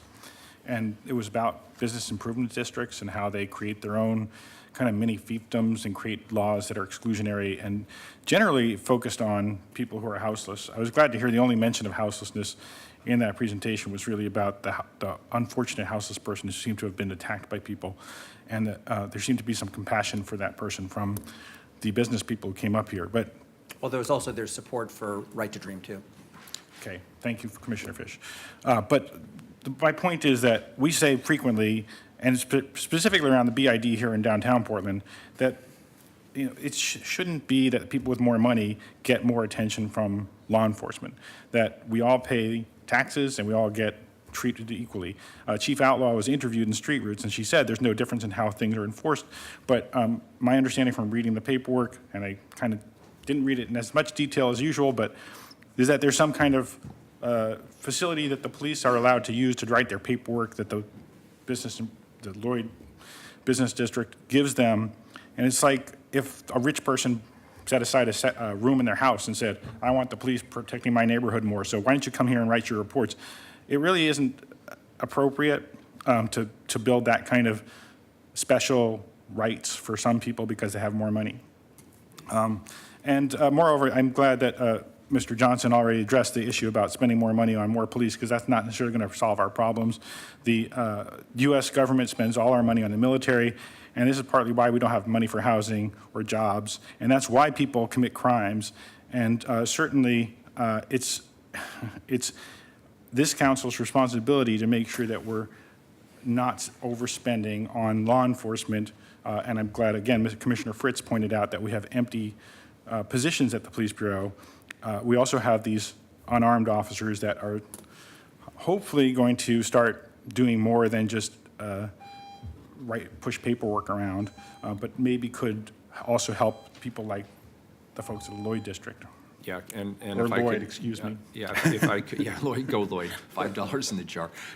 If I could just say, yes, the PS3, the Public Safety Service Coordinators will most certainly be in the community. And so thank you for reminding us of that. Morning. Good morning. What's your name, ma'am? Oh, I apologize. My name is Diana, and I am the Holiday Park is pretty much my backyard. I frequent this area on a regular basis, walking from my home through Holiday Park to the Lloyd Center. It's one of my favorite places. I see so much life and so much of Portland and even people from Washington, traveling to just be a part of this community. In the summertime, I see all the things that Holiday Park has to offer its community. However, since winter, it's been lacking. And with the people who are currently out of place, who are homeless and don't have places to go, Holiday Park is a desirable place for a lot of reasons. It's close to public transportation. It's close to the Lloyd Center, which is a place of warmth. There's all sorts of things that it can offer. And so with there being a challenge on filling spaces for law enforcement to help, I noticed that as the Lloyd ESD was going over their efforts of what they were doing for our community, I wonder if maybe they can look at their budget to provide for those who are misplaced, because in the summertime, there is a lot that they offer our community, but the wintertime is really when it's crucial. It's when it's needed. And, you know, there are so many financial efforts that Lloyd ESD is providing, and I think that instead of looking for more money for the police, I think that we can look within, work together, as they said, and work together as a community to make room. Also, I just wanted to say that the carousel from Jansen Beach, I remember that, and I think that Holiday Park or Lloyd Center could really benefit from the carousel. So, thank you for your time. Thank you. Morning. Good morning. My name is Joe Walsh. I represent Individuals for Justice. I was really struck by the just outlandish information that was presented to you, and even Commissioner Fish picked up on the data that was used, 600,000 versus, what is it, 800,000 in a county that we have now. That's a huge difference, you know, and that was done on purpose. That was a lie. You were lied to, but it was a great report, wasn't it, Commissioner? That's the thing that drives us crazy. You sit here and they lie to you, you know they lied to you, and then you turn around and say, that was a great report. No, it wasn't. It was bullshit. That's what that report was. That last presentation by the man who's now sitting on the committee that you guys appointed is telling you lies. That anecdotal stuff that he talked about, the guy being arrested over and over and over again, and his conclusion was, get more cops. Well, the guy was arrested over and over. The cops must have been there. So what are you going to do with more cops? Are the 2 cops that are going to watch it go to a movie? You spread the cops so thin, and today you're taking up another issue that you want to spread the cops out even more. So stop it. Do the data. Don't listen to these people who lie to you. And you know it. This business, Lloyd, I was supposed to go there to pick up Patty some See's candy. Thank you. I'm not going. Your They time's lost a up. customer because they're liars. Mr. Walsh, your time is up. Your time is up. And I just want to say, Get away from me. excuse me. I just want to say, I think in this chamber, while I'm presiding officer, we are not going to impugn people or assume. They're liars! That's your opinion, but That's my opinion, you and know, I'm allowed to say it. And you I don't believe they're lying. You are a liar. I don't believe they're lying, and that's not what the data shows. You're a No, liar. you're out of order, and you're going to be asked to leave. What? He's got to do We'll take a nothing. recess. You do it. Here, here.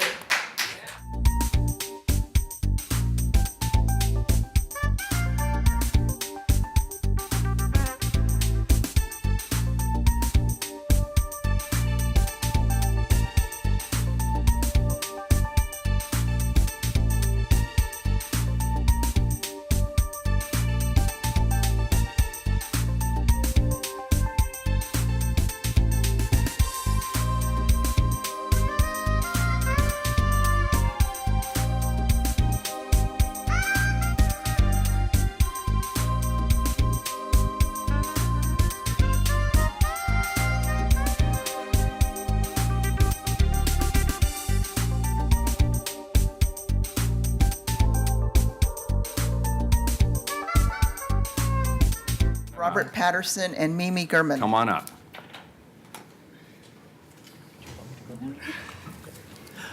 Yes, my name is Lightning. I represent Lightning Superhumanity XX1 PDX. Wait a second, that sounds like a new one. I was waiting for you to catch that. Now, the issue I have on this is, number one, is that to make it very clear on where this revenue comes from, I understand it's a percentage off of each property owner that joins this BID, but you can correct me if I'm wrong on that. Issue number two is that I have a real problem with somehow a DA being in this type of agreement almost as a personal DA of this group. And I have a big problem with that. I like that separation of power. I don't want somebody to have that influence over a DA to maybe point at somebody and say, a little bit longer next time, a little bit longer.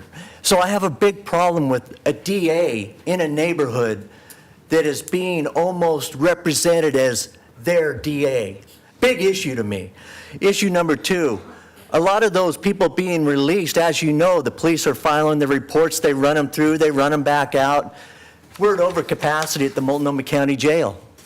They're offering early release right now, forced release. That's a big debate that I got in and said you need to notify the victims of who you're releasing early. And I had a big problem with them doing that. The other issue I have on this is that we're dealing with a bunch of rich property owners. And I'd almost put a bet on that Mr. Ansforth or whoever he is bought old Seymour Durst properties. Maybe I'm wrong, and he can update me on that, which I had a discussion with Seymour on those properties in Lloyd. So the reality is this, is that do we want to give control of these neighborhoods to certain very wealthy developers and property owners? Because that's what I see. And why don't we just use neighborhood associations to do the same thing, because you're already paying them too? This is a double pay, and I don't like what I see here. I have a big problem with that DA, and I want to know who that DA's name is, and I want to talk to him. My name is Mimi Gurman, and I have a problem with somebody from PSEP coming up here and using this table as a microphone for issues that should be in front of PSEP as a public meeting. I don't think that it is in any law-abiding rule, ordinance, or whatever of the PSEP committee that they are allowed to come here and speak as an individual for issues that should be in PSEP. So I think there's a conflict there. I don't know all the rules of how PSEP was set up, but he just used this platform as a way to deal with issues that would normally come in front of PSEP regarding cop behavior, well, regarding, in his case, wanting more cops in the neighborhood. And he used this as a platform. That's a big problem. So already, PSEP has had, what, 1.5 meetings? And we have somebody lobbying for PSEP from PSEP at this table. And nobody's calling it out. Well, I am. I think that, you know, it should be looked at, and Dan, I'm speaking to you too, because I don't know the rules, but I know you will, that somebody's got to look into that, and if he has just overridden his allowance to, or whatever it is, his rule to be sitting on the PSEP committee, I am in favor of him having to leave the PSEP committee for what he's just done. I think it's a really big problem that he just took his white male privilege PSEP power and brought it here for another issue, and had you all listen to him and perhaps give him what he wants when that should have been brought up to PSEP. That's first. I second what the woman who testified earlier was saying. I am in favor of them using their money to help our houseless population survive out on the streets, preferably inside. And if they need more cops over there, give them G4S from here because they're useless. There's no need for them here, and they can go over to Lloyd Center. I think that'd be a great place for them. Thank you. Morning.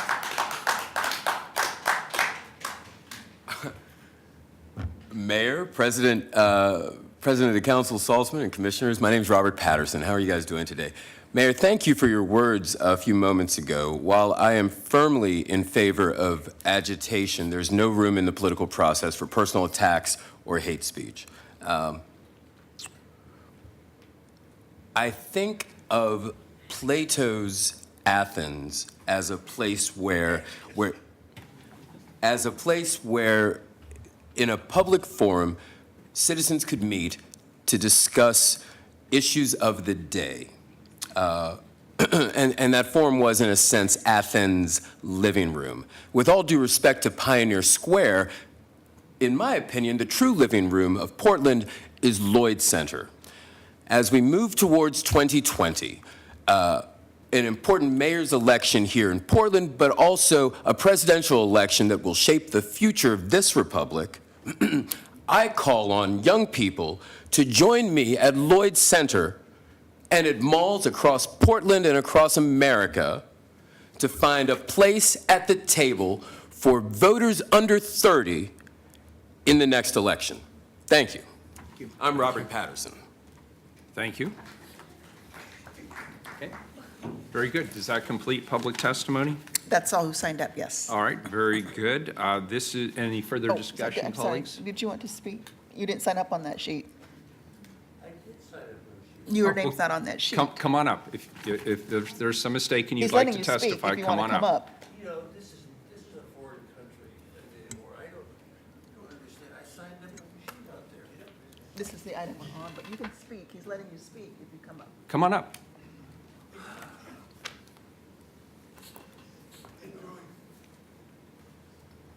I hate, my name is Jim Wittenberg, and I guess this town has become too big and powerful for me anymore. I moved to the Lloyd Center area in 1998. I've never heard of Go Lloyd or whatever that is. Dan, I appreciate your serving on the council and taking care of. The quote was by Hubert Humphrey, and it was, it's how you treat your young and your elderly people. We forgot that part. I guess I'm now an elderly person. I'll be 80 years old next April 13th. And I fell recently, and I was in the hospital for a rest home for over a month. Dan, thank you again, I appreciate it. Nick, I think I was in Washington, D.C. when your dad was there. Was Hamilton your father? 68 to 94. Yeah, I moved. 94. He died in 96. Okay, he left Congress then. I was in the Congress in 69. I moved You back. overlapped a little bit. Yeah, I worked for John Conyers back then, so very. They served together on judiciary. Oh, good. I thought so. He did a great job. I also met Nelson Rockefeller back there at a urinal one time. I'm really sad. I guess I'm a relative of my relationship with Portland has ended. I joined the City Club in Eugene. Last week they took my $75 and put it in their pocket. So I've been to a couple of their meetings. So I guess I'm no longer a resident here, so I won't bother you anymore. But, you know, this was a nice town in 1963 when I moved here. I was behind the hospital, Providence Hospital. I had a pharmacy across the street from the hospital for 3 years. And I don't know what's happened to it. There's a bunch of stuffed shirts get up here with ties on and tell you stuff. I've never heard of them. I've lived at the Lloyd Center area since 1998. I don't know who they are. What is ESD?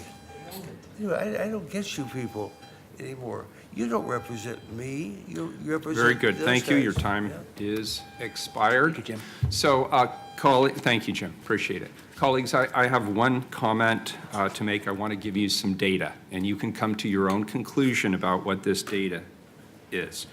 We have, as was stated, about 924 sworn officers. Our population is 650,000. Denver has a population of 680,000. It has 1,500 police officers.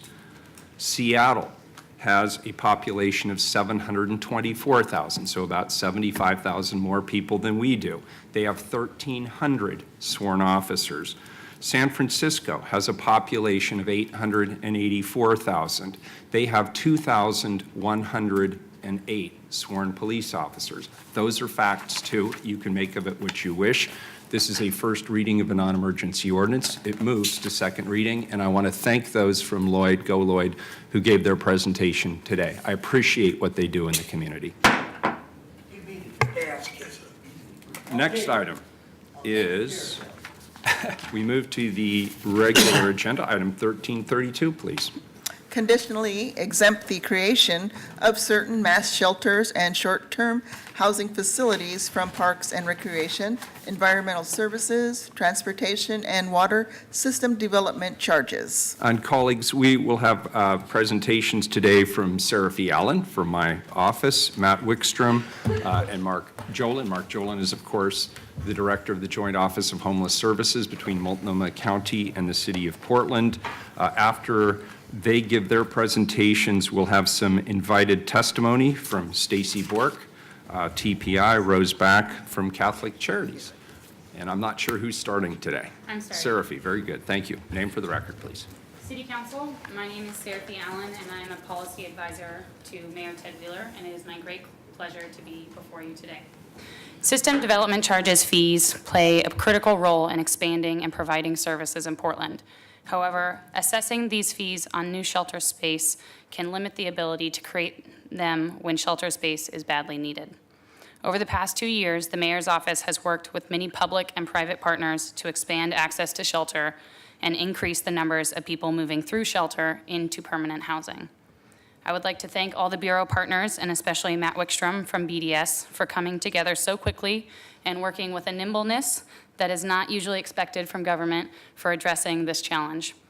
Waiving SDC fees is one tool City Council has available to address our housing crisis and need for shelter access. Have a good retirement, my friend. I would now like to pass this off to Matt Wickstrom, and thank you for hearing us today. Hello, I'm Matt Wickstrom with the Bureau of Development Services, and I'll just quickly go through a presentation about what we came up with for the SDC waivers for mass shelters and short-term housing. The issues that we came across, Seraphy mentioned the first one, is that SDC charges can be a significant portion of the overall cost of new shelter space.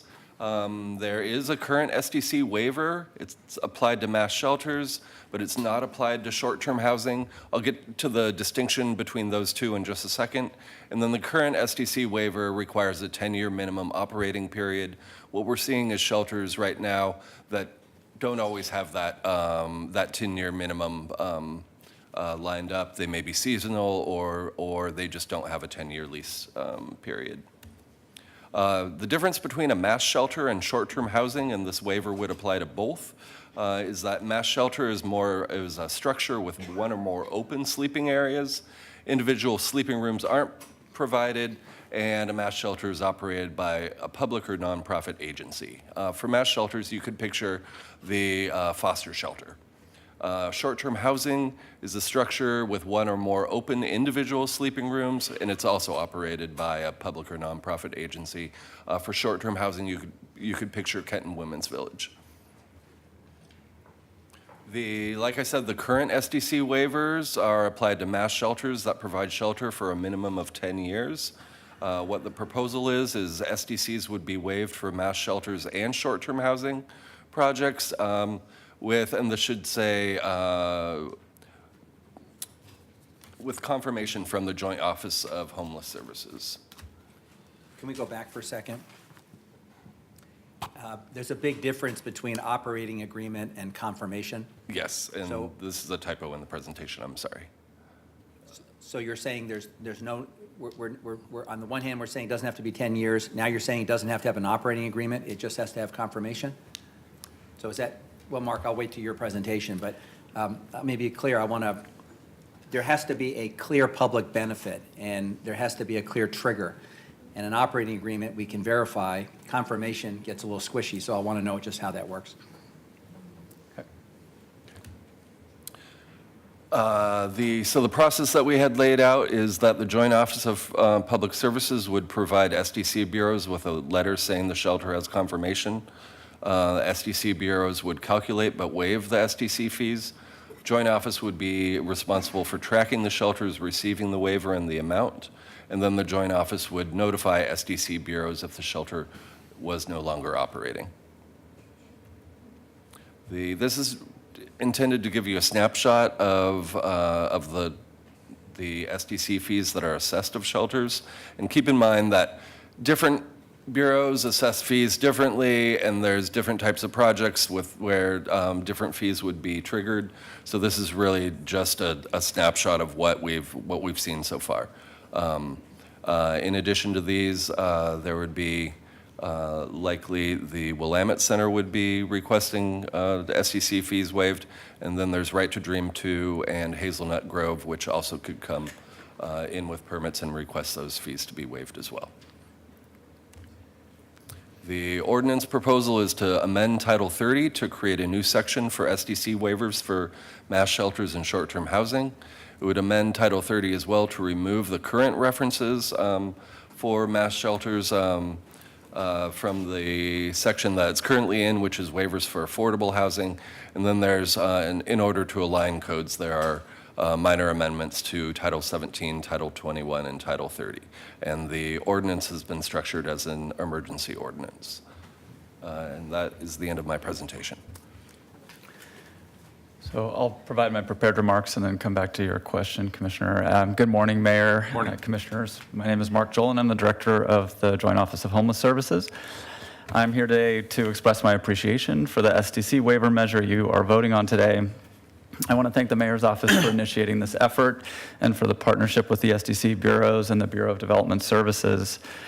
Since the declaration of the state of emergency, we've opened more than a dozen year-round and temporary shelters in this community. We've both more than doubled the number of publicly funded year-round shelter beds available and more than doubled the number of people who benefit from emergency shelter each year.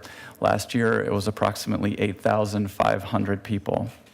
But as Matt said, we don't foresee our need for shelter diminishing. We are in the midst of several projects to upgrade the quality of our permanent year-round service-enriched shelter capacity, and we anticipate additional ones in the future.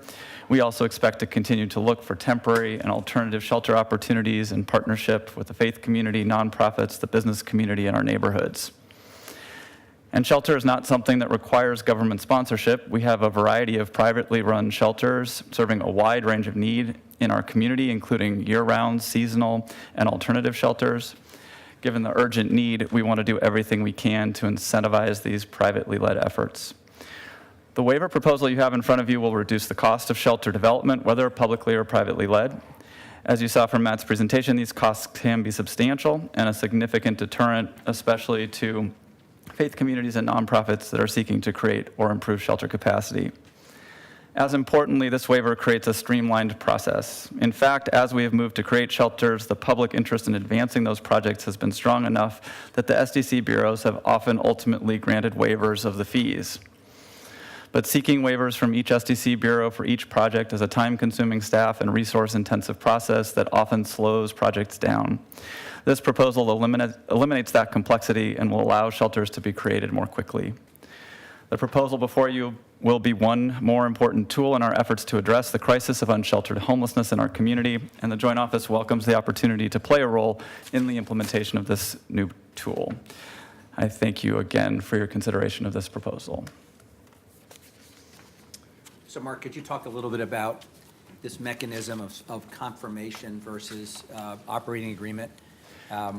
And I'm guessing that the old rule about 10 years and an operating agreement was in part designed to make sure the cost benefit was amortized over a period of time, and the operating agreement was a way of verifying that there was a relationship.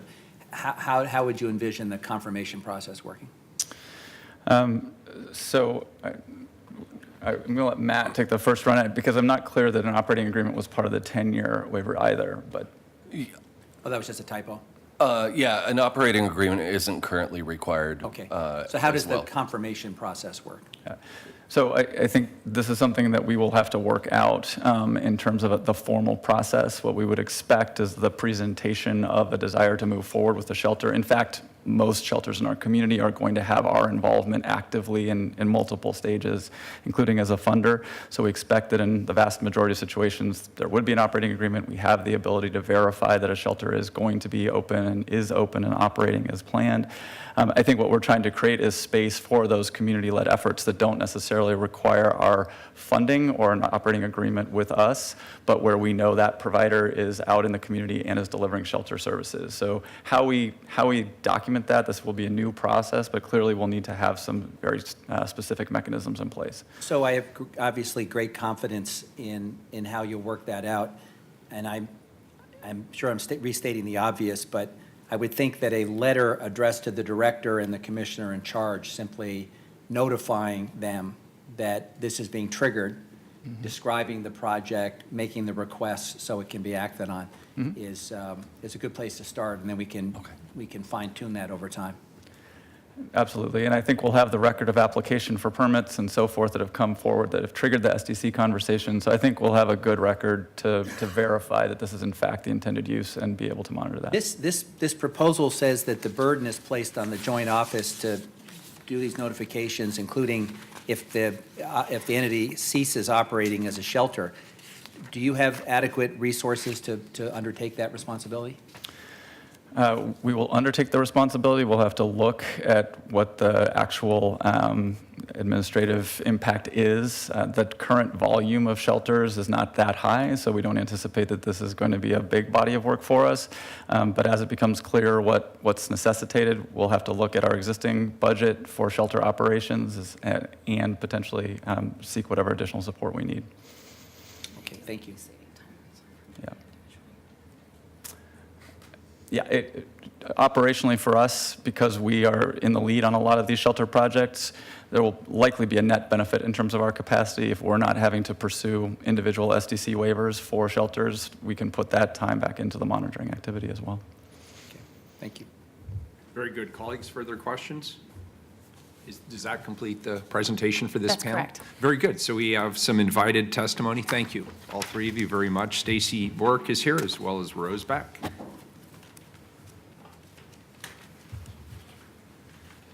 Thank you for being here. Sure.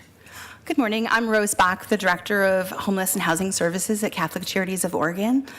As you may know, we operate a variety of services for people who are experiencing homelessness or for people who have left homelessness, including the Kenton Women's Village. The Kenton Women's Village has been a very successful alternative shelter model, and we have a very strong relationship with the neighborhood in the Kenton neighborhood. The neighbors are very involved in the village, they volunteer at the village, and share in the village's success. I know that you, Mayor Wheeler, were visiting about a month ago, and at that time we let you know that 18 women had moved into permanent housing, but as of today, 20 women from the village have left long-term chronic homelessness and moved into permanent housing, so we're very pleased about that. At Catholic Charities, we believe very strongly that small alternative shelters are a very good model for people who are not successful in larger shelters. The sense of security and privacy that women have at the village, as well as long-term intensive case management, has really proved to be a key for folks to move on out of homelessness. People have secured jobs, started small businesses, left domestic violence relationships, and sought recovery from addiction and mental health disorders through their work at the village. We at Catholic Charities are actively pursuing additional alternative shelters like Kenton Women's Village, but we believe that the system development charges are prohibitive, and applying for individual waivers really impedes our ability to be nimble and flexible and to start new sites. So we ask that you would approve the waiver for shelters and support additional villages like Kenton Women's Villages moving forward. Thank you for your time today. Thank you. And I just want to say how impressed I am with your work and how impressed I was with the women at the Women's Kenton Village. And I really appreciated their hospitality. It was nice of them to invite me in and show me not only the village and the programming there, but invite me into their homes and see what they're working on. And I just have to say, I was so impressed that there was a micro enterprise going on there as well. And so there were two women who are taking economic control of their lives and becoming entrepreneurs and delivering a product which I thought was fantastic. So I appreciated it so much. Absolutely, thank you. We invite all of you, when we move to the new location in January, to come. We'll send you all invitations. Thank you. Hi, thank you for having me. I'm Stacy Bork, Senior Director of Programs with Transition Projects. Thanks for bringing this important change forward. Over the last 3 years, Transition Projects has opened 13 shelters in 13 different locations, including permanent, winter, and temporary shelters, all with the support of this council and the Joint Office of Homeless Services. All of our shelter expansion has been intentional and strategic, striving to meet both the emergent needs of people sleeping unsheltered tonight and providing stability as people transition back into housing. Last year, Transition Projects provided safe sleep for more than 3,700 different people and helped more than 1,000 people return back to permanent housing. As you know, our budgets are to open new programs are small, the timelines are often short, and the demand is critical. These are life-saving services. Everything we do to speed up and make the process more efficient matters most to the people who are in crisis and need the services today. Your support of this waiver allows us to dedicate our energy and our resources towards getting people safe inside and back in housing. Thank you very much. Thank you. Colleagues, any questions for this panel? Thank you for your great work. Public testimony on this item, Carla. Yes, we have 7 people signed up. The first 3 are Robert West, Robert Patterson, and Charles Bridgecrane Johnson. 2 minutes each, please.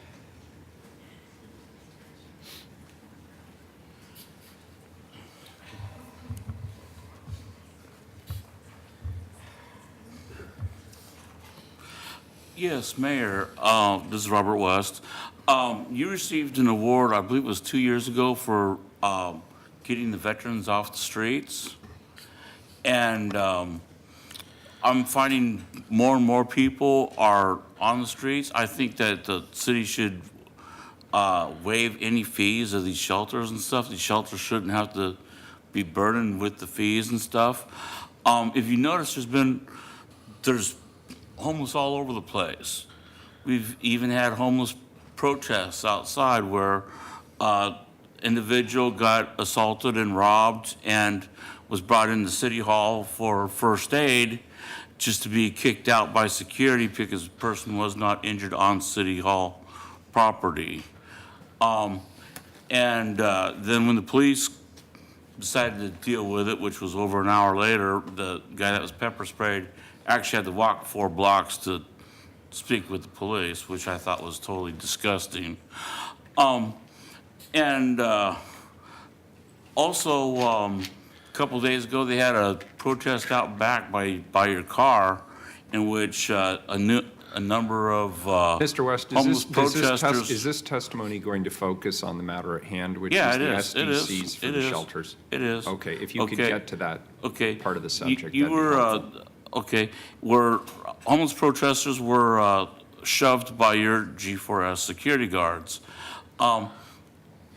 We need more shelters. We need more places where homeless can go. We don't need the homeless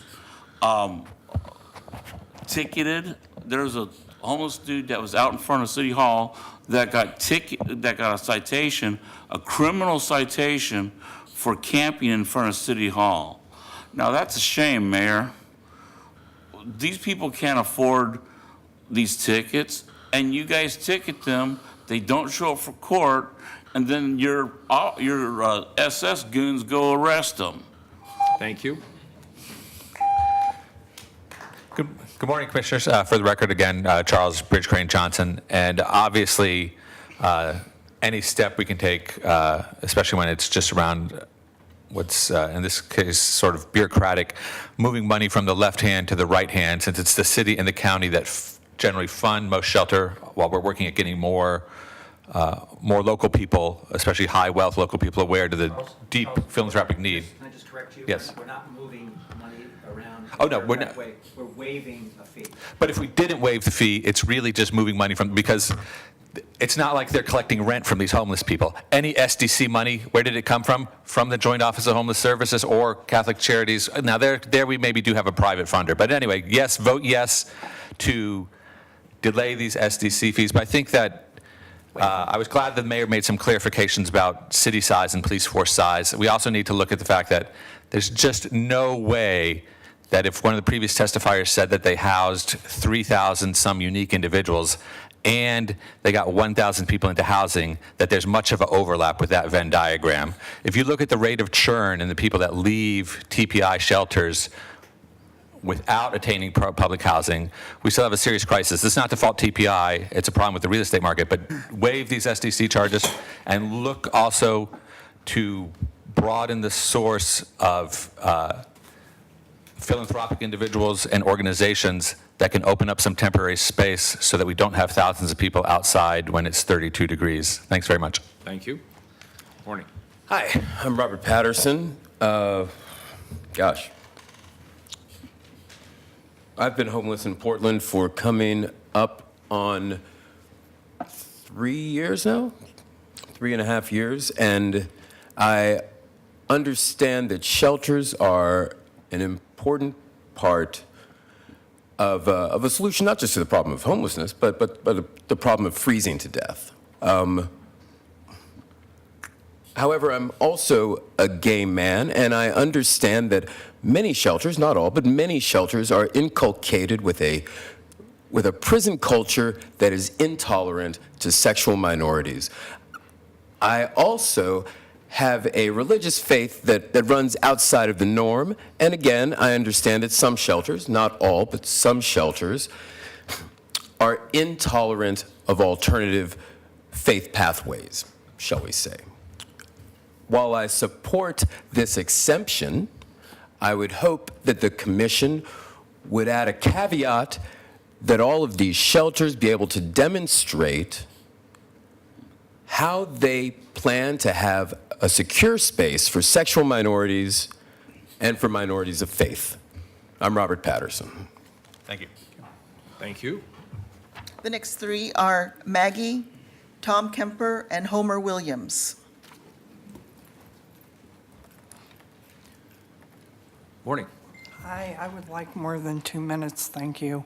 I think that delaying these STC fees can be a good thing if you're trying to improve the deliverance of homeless services or improve the services themselves, because federal policy 811 just lets the contractors decide what is a social service. So inside Salvation Army, there's a housing advocate, but there's no housing advocacy going on. I explained to you earlier, about the MRSA, the bed bugs, the lice, and the kennel cough, and we're up on beds now, and there are some people moving out. However, Bar 15 next door, they're apparently still mad that we've asked them to keep the noise down to a reasonable level. Now, I grew up across from 2 major military installations. I understand what ordnance practice sounds like. I can feel the ground shaking and the windows shaking. And so when Bar 15 is doing their blasting from their speakers and their drums, and it sounds exactly like that. And we have on my floor about a dozen schizophrenics, and they rock back and forth and they talk to themselves. And then when I go down and I'm sitting like literally this close, because we are all sitting side by side with our chairs touching, and I'm eating my ramen because they won't use the kitchen that they donated to feed anyone. There's a woman who's schizophrenic who's sitting next to me who's been up all night, and she is sobbing. And I don't mean crying a little, she is sobbing endlessly because she's been up all night and because it sounds like an active war zone, because Bar 15 is going boom, boom, boom, boom, boom, boom, boom, all night long. Okay, it's torture. That's torturing disabled people, okay? You know, this city attorney could do something about this. There's no disability rights lawyer in the disability rights office. Otherwise, you guys would have had a class action lawsuit, because ultimately it's the city's responsibility to, you know, be in charge of that. Thank you. Okay. Appreciate it. Good morning. Good morning. Homer Williams, Oregon Harbor of Hope. Somebody had mentioned the private side getting involved in this, and I think this is a really good example of getting something done where there's a significant financial contribution from the private side, and then in conjunction with transition projects in the city and their help, both on an ongoing operation in Prosper Portland and the state of Oregon, all contributing to this. And so I think that we all recognize the need for shelters, and it's going to continue to grow, as we know, and finding ways to provide these is most important. And this is a big step in making it financially viable for the private people willing to make contributions and to help manage the cost of building these things. Thank you. Thank you, sir. Hi, my name is Tom Kemper. I went to Homer about a few months ago and said, what can I do to help with the homeless issue? He said, great, take on the Navigation Center. So I'm the project manager and owner rep for getting the Navigation Center built. As you know, that project is a 100-bed shelter planned right by the Broadway Bridge on land from that's being leased from Prosper Portland to the city to Oregon Harbor of Hope. We hope to start construction in January. The lease is less than 10 years, and that's why this modification to the waiver of fees is really critical to get the Navigation Center built. It's being built substantially with private donor funding, and it is, as Homer noted, it's a public-private partnership to address a very serious issue that we have. Strongly urge your passage of this modification to the fee ordinance. Thank you. Thank you. Appreciate it. Does that complete public testimony, Carla? That's all who signed up, yes. Very good. Any further comments or questions? Commissioner Fish? Nope. Please call the roll. Fritz. I appreciate the collaboration of all the partners who've made this happen. Aye. Fish. So when we waive systems development charges, and we're talking about waiving, not deferring, we necessarily shift costs. Homer, you don't have to stay here, by the way. I mean, you're welcome to, but we charge more for those seats. We shift costs onto other classes of users. And so we do this advisedly. We do this carefully, and particularly when the utilities are included in what is being proposed. I have some hesitation about the action we're taking today, but on balance, I think it is in the public interest, and therefore I support it. Aye. We're trying to get Commissioner Saltzman. This is an emergency. Yeah, no, we're stalling. Okay. We're stalling.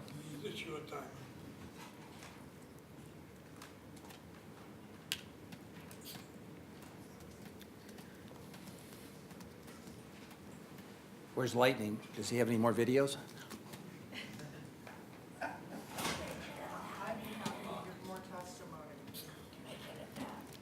Why don't you go ahead and can she continue to call the roll and we won't take the final vote till Let's take it Commissioner out of sequence. Saltzman. We can go to you and then Dan when he gets here.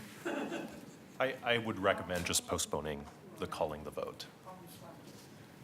Okay, why don't we do this? Have you received word from Commissioner Saltzman? Your staff went to find him. I can comment.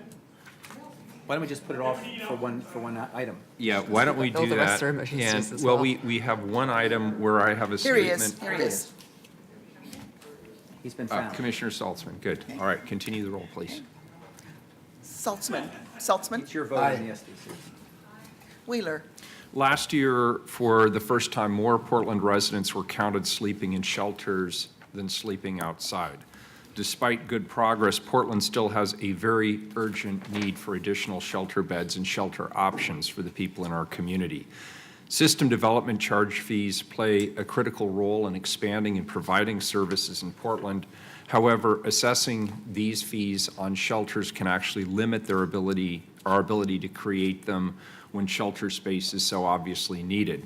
The city's SDC bureaus, the Bureau of Development Services, and the Joint Office of Homeless Services work together on an approach to waive SDC fees for these shelters, provided they have confirmation with the Joint Office, and we had that conversation today. Waiving SDC fees is one tool the City Council has available to address our housing crisis and need for safe and habitable shelters. I want to thank Matt Wickstrom for the presentation and your fantastic work in bringing all the SDC bureaus together and creating what ultimately was a very collaborative process. Thank you for that. I also want to thank Mari Moore from the Water Bureau, Sarah Huggins from Portland Parks, BES, Rich Eisenhower from Portland Parks, and the Portland Housing Bureau, all who worked tirelessly on this effort. Again, as always, I want to thank Mark Jolin for his excellent stewardship of the Joint Office, and I want to thank Sarah Fee Allen from my team for recognizing this issue and working hard to get it resolved. I vote aye. The ordinance is adopted. Thank you all for your hard work. Next item, 1333. Develop a waste collection access and opportunity program and authorize exemption as a class special procurement. Colleagues, as you remember, when the City of Portland adopted its citywide racial equity goals and strategies adopted strategies in 2015. These goals included committing to an effort of increasing opportunities, especially around contracting. The Bureau of Planning and Sustainability has spent the last year and a half looking for ways to bring greater access and opportunity to underrepresented contractors, specifically in the waste collection industry. It's particularly difficult for minority-owned, women-owned, and emerging small businesses to gain entrance to capital-intensive industries like waste collection and construction. In the construction industry, the city has already developed the Prime Contractor Development Program, which allows certified minority and women contractors to compete within the program for contracting opportunities of up to $1 million. The program also provides ongoing technical assistance and educational opportunities. The Bureau of Planning and Sustainability has worked with procurement services to develop an exciting proposal for a similar program in the waste collection industry called the Waste Collection and Access and Opportunity Program, which is what we're going to hear about today. I'd like to turn this over to Ariana Sperry from BPS and Lester Spittler from the Procurement Office to kick this off. Thank you.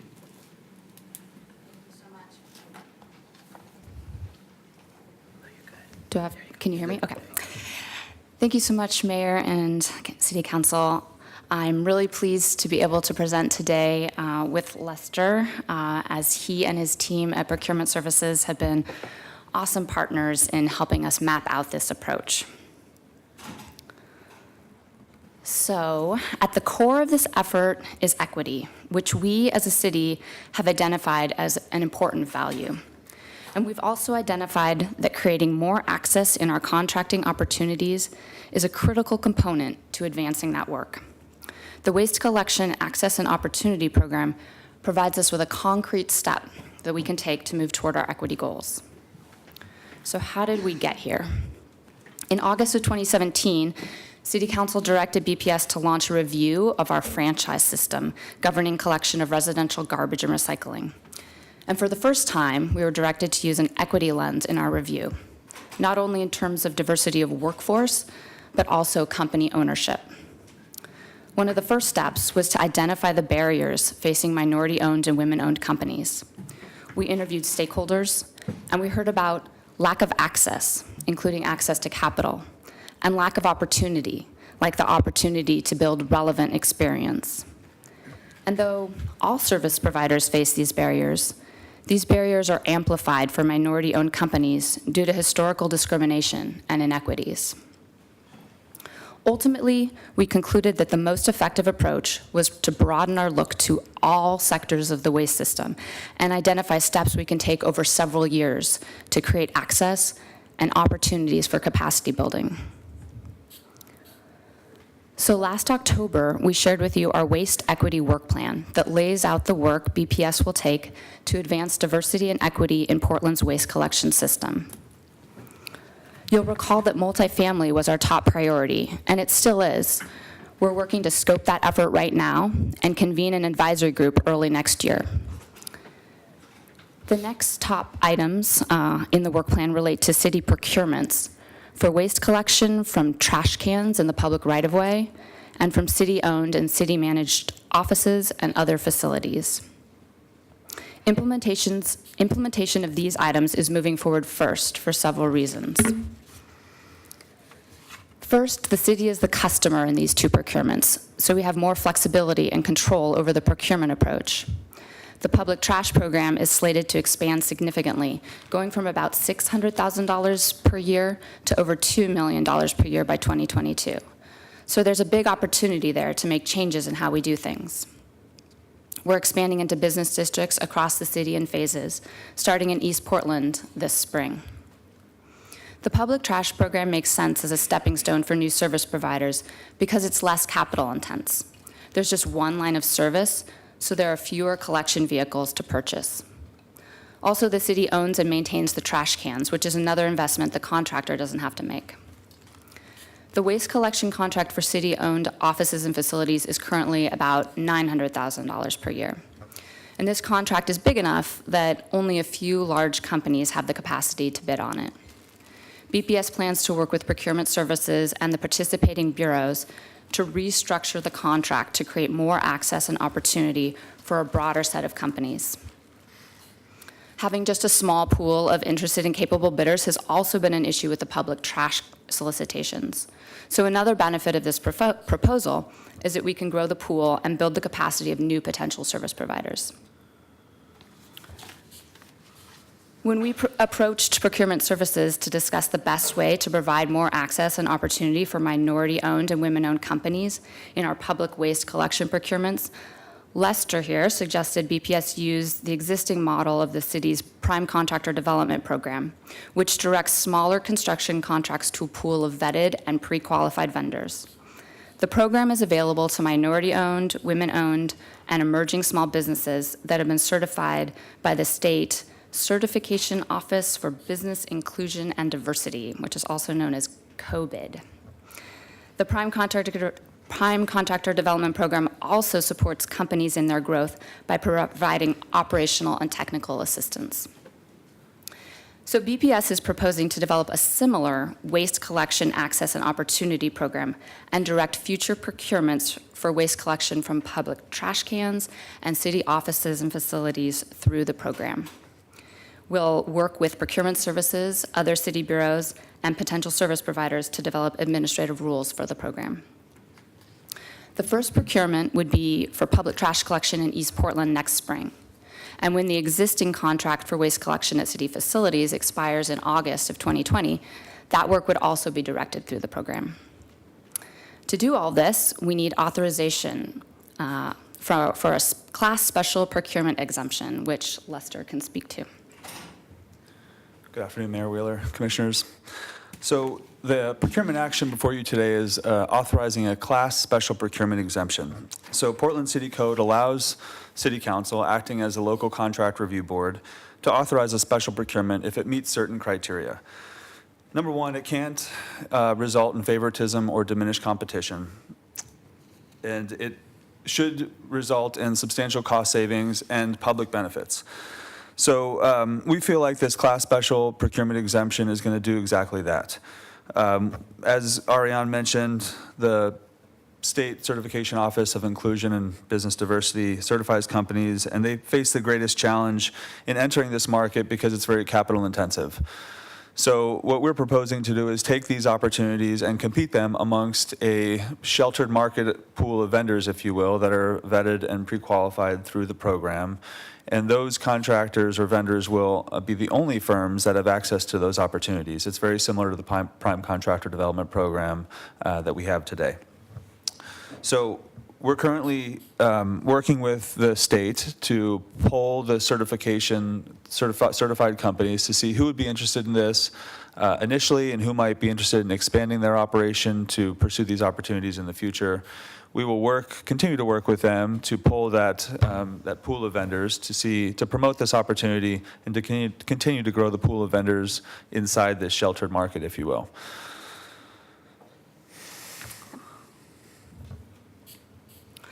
So to reiterate, BPS is seeking direction to develop a new waste collection access and opportunity program. We're also seeking authorization for a class special procurement to direct city contracts for waste collection from public trash cans and city offices and facilities through the new program. And we're seeking immediate authorization in order to meet our commitments to the East Portland community to begin providing public trash collection services by next spring. And that's all. Very good. Colleagues, any questions on this item before we take public testimony? And we also have invited testimony as well. Oh, very good. Nate? Me now? Yeah, sure. Go ahead. Just for the record, my name is Nate McCoy, Executive Director of the Oregon Chapter of the National Association of Minority Contractors. Thank you for having me today, Mayor and Commissioners. I'm struck by the presentations earlier today because I see so many parallels in the discussions around honest opportunities within workforce development and homeless crisis that we are all facing and the housing issues. And you're going to hear from me today about how I'm seeing the dots connect between all of these presentations. I won't reiterate what Ariane did, but I want to acknowledge BPS and some of the procurement staff on their leadership over this last year to ensure that we were setting the right tables with the existing haulers as well as potential new minority and other women, new entrants into this system. We were along the way reminded of some case studies from 1950 that showed pretty blatant discriminations of African Americans and other minority haulers who were more or less just froze out of these industries. And to fast forward to today, to have a discussion with you all, for any politician, I think you would clamor to a win-win scenario, and I think that's what we're presenting today. What I really want to spend my 2 minutes extra on is really talking about the back-end process. And I think the back-end process is by far the most important, given your approval today, which is to establish this equity working group, which will really wrestle with not only how to expand the pie, but how to expand that workforce development.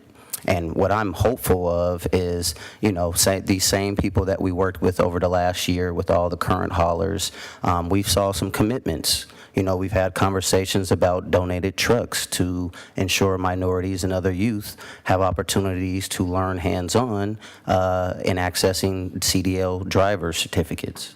We're talking about grants that Metro is offering to this industry to ensure that, we keep an ample opportunity for the youth. We're also talking about how do you ensure that new entrants can buy a business or start a business and capitalize equipment. So what better way than to the city to sponsor a program in which people can get that needed capacity, that technical assistance, that access to everybody in the hauling industry accessing these young people to get into these jobs. I mean, to me, there's not a better program and process that I've seen the city ever undertake. We talk about public benefit, we talk about community benefit. Today, you have both of those in one.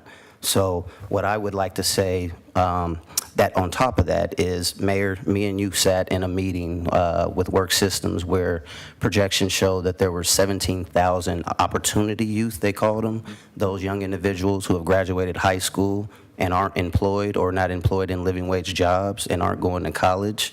What better access than construction? What better access than hauling? What better access than all these major agencies doing infrastructure development in our city?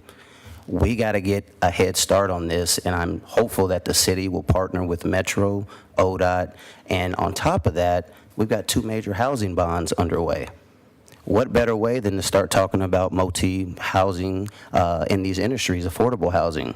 These are new market opportunities, including city facilities, that we have the opportunity to address and make sure that there's an inclusive environment for all those individuals entering these new markets. I mean, I just have never seen anything that's coming together this well, and I'm begging you guys, to really make sure we approve this, and on top of that, appoint staff to be a part of this working equity group, because we're going to need some real leadership to support the stakeholders as well as the staff that are doing this hard work. So please grant the opportunity for these special procurements to take place so that we can move into the real work of ensuring that we are getting the young individuals, even some of the homeless population, involved in getting a job that will be sustainable for the next 20, 30 years. So thank you for the time today, and I just hope that we can rustle up in this next New Year's with some innovative ways to work together. Thank you. Thank you, and Nate, thank you for the hard work you put into this in NAMAC. You've been at this for a long time, working very hard, and I agree with you. Whenever you can bring a win-win to the city council, that's a really good thing. So thank you. Does that complete, Ariana, the provided testimony? Yes. Very good. Carla, how many people do we have signed up? We have 4. Very good.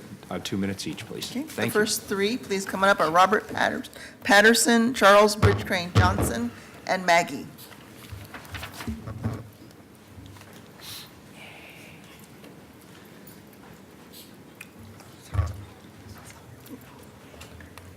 Hi, everybody. I'm Robert Patterson.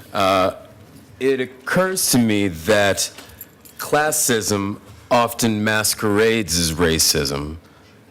And while I understand the importance of programs that allow minority-owned businesses and woman-owned businesses access to capital and access to contracts, I'm mindful of the fact that also there is a population of poor whites that have been historically denied access to capital. And I would hope that the commission not forget them as well. And one more thing, I'd like to invite everybody to join me on the steps of City Hall today at 4 p.m., where I plan to make an important announcement regarding my political future. I'm Robert Patterson. Thank you. Thank you, Robert. Good morning. Good afternoon, Council. For the record, Charles Bridgecrane Johnson. And I just want to say thank you, yay, nice job. The only thing is, would be even better if somebody had moved to amend a one-year review so we can talk about the excellent progress we've made, so people that have actually experienced success on this program can come and talk about the difference it's made in the community. Thanks, y'all. Thanks.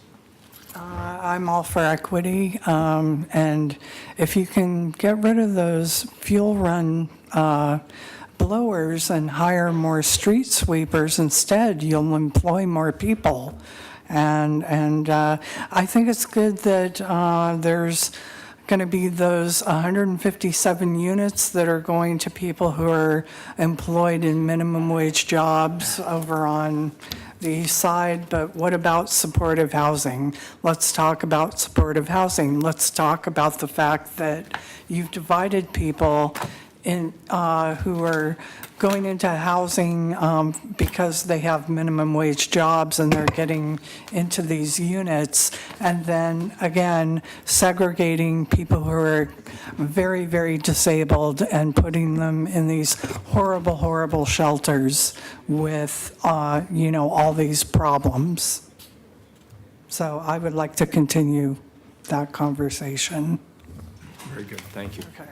Colleagues, any further Last questions? person who signed Oh, up is sorry. Beth Vargas Duncan. Come on up. Good afternoon, Mayor Wheeler, members of the council. I'm Beth Vargas Duncan, the Regional Director with Oregon Refuse and Recycling Association, and today I'm speaking in representation of the Portland Haulers Association. As you know, Portland Haulers provide the residential solid waste and recycling collection services within Portland. Every hauler providing residential collection service in Portland is a member of the Portland Haulers Association. All members are committed to working cooperatively with the city's Bureau of Planning and Sustainability staff to provide safe, modern, and efficient waste collection services that include garbage, recycling, organics collection, all at reasonable rates. The Portland Haulers Association members value and support equity, diversity, and inclusion. PHA members have been working closely with BPS staff and the Oregon chapter of the National Association of Minority Contractors and others to identify effective initiatives building our commitment to diversity in the workplace and providing new opportunities for minority and women to gain added experience in solid waste management services. During the franchise renewal discussions in December of 2017, last year, PHA members introduced the idea to use city facility and public trash can contracts as a method to create new opportunities quickly for minorities and women-owned companies in waste management services. We remain committed to supporting this initiative and concept, as well as working with the Waste Equity Advisory Group on all other ways to effectively create more opportunities for minorities and women, while also continuing to provide the standard of service expected from the city. We remain committed to enhancing diversity training within our companies and have hired a consultant to help us do so. As you consider this ordinance, please know PHA members are invested as partners with Portland as we move forward. Additionally, there are many factors behind a hauler's control that can impact costs, operations, and the logistics to delivering the service. I'll just end saying we bring a strong record of commitment to advancing this next phase of work to increase the opportunity and reduce barriers for new entrants at every level in the waste management industry. Thank you. Thank you. Thank you for your partnership. Very good. Carla, please call the roll. Fritz. It's really great to see that Bureau of Planning Sustainability and the haulers and everybody else has been able to come back so quickly in this step towards equity in the waste hauling business. Thank you. Aye. Fish. This seems right to me. We're currently expanding the number of public trash cans. We're obviously, as a successful city, experiencing more trash downtown. To create a preferred vendor procurement process to give MWESB firms a foothold around this particular part of our business, which is fairly substantial, I think is the right move. I appreciate the presentation, and I'm pleased to support this. Aye. Saltzman. I also appreciate the very good work. I think Mayor Wheeler's call for more trash cans throughout the city is having not only the intended effect of getting more trash off the streets and into the cans, but creating business opportunities here for minority and women and emerging small businesses. So it's a great idea. Appreciate the Portland Haulers Association being on board with this as well. Aye. Wheeler. Well, as we heard from the BPS representatives in testimony, this ordinance is a step in the right direction regarding equity priorities here in the city of Portland. I believe that the waste collection and opportunity program is going to create openings and more access for waste collection amongst these COBID certified firms. And this is exactly the kind of innovation that allows companies to break into capital-intensive industries such as the ones we're discussing today.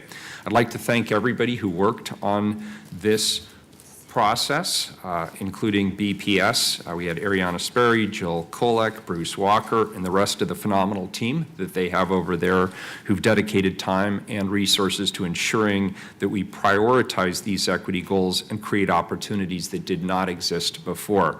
I'd also like to thank Amy Ratfeller in my office for her work on this, as well as our colleagues in all of the council offices who worked for some time to move this along. I'm very excited to see the results of this program going forward. And I, of course, want to thank Sarah Fee Allen, who continues to do great things in our office as well. So I vote aye. The ordinance is adopted. Thank you, everyone. We'll move on to item 1334.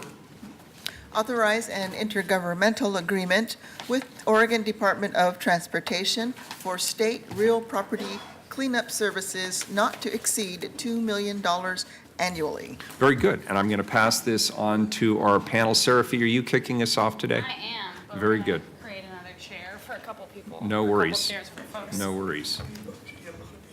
A lot of collaboration here.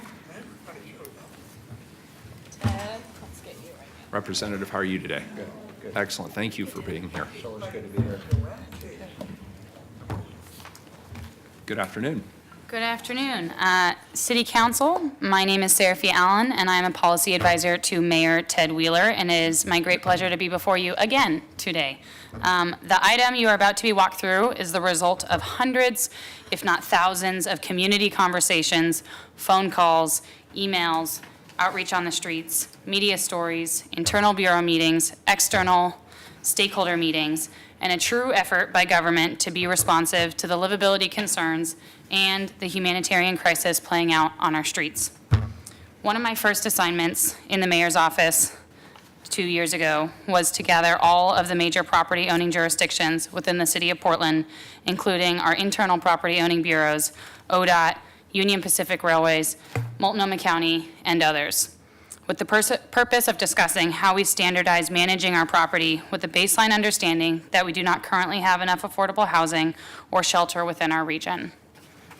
Cleanups are not the answer to solving homelessness. Housing is. However, it is also our duty as government to maintain our property for the public health and safety of everyone within the city of Portland, both those that are housed and unhoused. What you will hear before you today is another step in the process of reducing the impact of unsheltered homelessness and improving service connection citywide. I would now like to pass this off to Representative Reardon. Thank you. Thank you, Seraphie.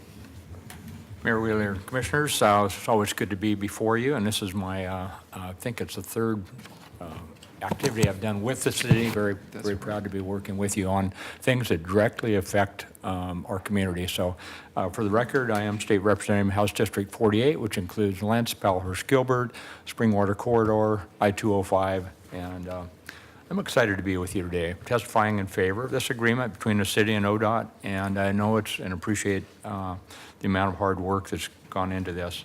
I did carry the bill during the 2018 legislative session that helped establish a framework for this. And as I told my colleagues on the House floor, the bill was about removing barriers so that governments can work together. This is a tough issue. How do you maintain a good environment on the trails and on other public properties, and do it in a way that really cares for those that are unfortunately living on our public property? So how do we take care of those, but also have respect for the people that are trying to do business and raise their families within a community? So it's not an easy situation. My passion for this issue comes from my constituents who reached out to me constantly, and also as I traveled the trails and the roads myself. I started asking around last year to find out what City of Portland and others were doing to address the public health and safety issues. And what I discovered was that different parcels of land were owned by different governments, and they had different approaches to engaging with campers and cleaning the sites. And in large part, it was due to legal requirements. So my bill, House Bill 4054, was an attempt to address those barriers in statute that hampered the city's ability to coordinate with the Department of Transportation for cleanup and maintenance of property. I feel strongly that the city is best qualified and most capable of doing any trail maintenance work and doing it in that way that is, like I said, respectful. Resolving these differences paved the way for this IGA, the intergovernmental agreement, and allows the city of Portland to provide consistent services for properties within their boundaries rather than the frustrating patchwork that currently prevails. I also want to note that the bill comes with important sideboards, including the details on how and when notice will be posted, requiring any agreement to include protocols around severe weather and impact reduction. Finally, the bill also has a 5-year sunset, so it really is a true pilot approach to this complex challenge. Thank you for moving ahead with this important partnership with ODOT, and my constituents and I are eager to pilot for this pilot program to begin. And Commissioner Saltzman, it's been a pleasure working with you over the years. I'm going to miss you on this council. Thank you. Thank you very much. Thank you. Mayor Thank you, Wheeler. Representative. To piggyback on Representative Reardon's comments, my name is Elizabeth Edwards. I'm the Director of the Office of Government Relations for the City of Portland. Just to speak a little bit to the legislative history, House Bill 4054 was part of the City of Portland's 2018 legislative agenda. We worked very closely with Representative Reardon, who was our champion, and we're very thankful for the good work and time and effort that he put into this legislation on all of our behalfs. The purpose was to help the City of Portland and the State Department of Transportation work better together to provide for more consistent management of public spaces within the city where people are living outside and litter is accumulating. Over the course of the short legislative session, which is constitutionally limited to 35 days, we worked feverishly with ODOT, the Oregon Law Center, ACLU, legislative leaders to try and find compromise. We have folks on many different sides of the issue, and ultimately, I'm proud to say that the bill was passed unanimously in both chambers of the legislature. So the good representative touched on some of the framework. I think another one of my colleagues is going to go into a little bit more detail, but I would note the City of Portland's posting notice was 24 hours to 7 days. The department's was 10 to 19 days, except on those locations where it was posted as no trespass, in which case it was 24 hours. This move to 48 hours to 10 days is, in many instances, a doubling of the length of the notice requirement. And as the representative noted, this is a pilot. It starts, the bill becomes effective on January 1 of 2019. It runs through January 2nd of 2023. Which is part of the reason why the parties were getting together over the interim so actively to put together this IGA in time for the effective date of the bill to take advantage of the pilot period. So with that, I'm happy to answer any questions, but mostly here for the legislative history. Thank you. Thank you, Elizabeth. My name is Lucas Hillier. Mayor Wheeler and councilors, thanks for having me up here. I work for the Office of Management and Finance, and I'm the program manager for the Homelessness and Urban Camping Impact Reduction Program. Before I go any further, I want to thank Jonathan Lewis and Katie Lindsay on my staff for the hard work that they put in over the last year to get this over the finish line. And I'd also like to thank OMF Management, Carmen Merlot, Tom Reinhardt, Elizabeth, Seraphy, Kristen Dennis, and our colleagues at ODOT. I will now share with you what this IGA is, how it will work, and why I believe it is beneficial for all members in our community. This IGA shifts responsibility for campsite cleanup, where we collect, inventory, and store personal belongings on ODOT properties within the City of Portland from the State Highway Department to the Homelessness and Urban Camping Impact Reduction Program. Throughout the growth of HUCRP, the Homelessness and Urban Camping Impact Reduction Program, pursuit of impact reduction interventions that do not always require the removal and storage of personal property has been a central focus. Over the past 2 years, we have observed quantifiable decreases in the impacts of unsanctioned encampments on city properties using these strategies. An example of an impact reduction intervention that has helped produce these results is the Clean Start program. Clean Start is a homeless to work program that consists of a total of 5 trucks with 2 employees each. They are dispatched to respond to every report received by the city's one point of contact system and are usually able to do so in 24 hours. They engage with folks in encampments, collect trash, debris, distribute trash bags. In the wintertime, they pass out hand warmers, and in the summer, they pass out electrolyte packets and water. They also pass out street routes, Rose City resource guides. Additionally, they provide HUCRP with an objective risk assessment of the conditions on site, on which we decide if further intervention is warranted.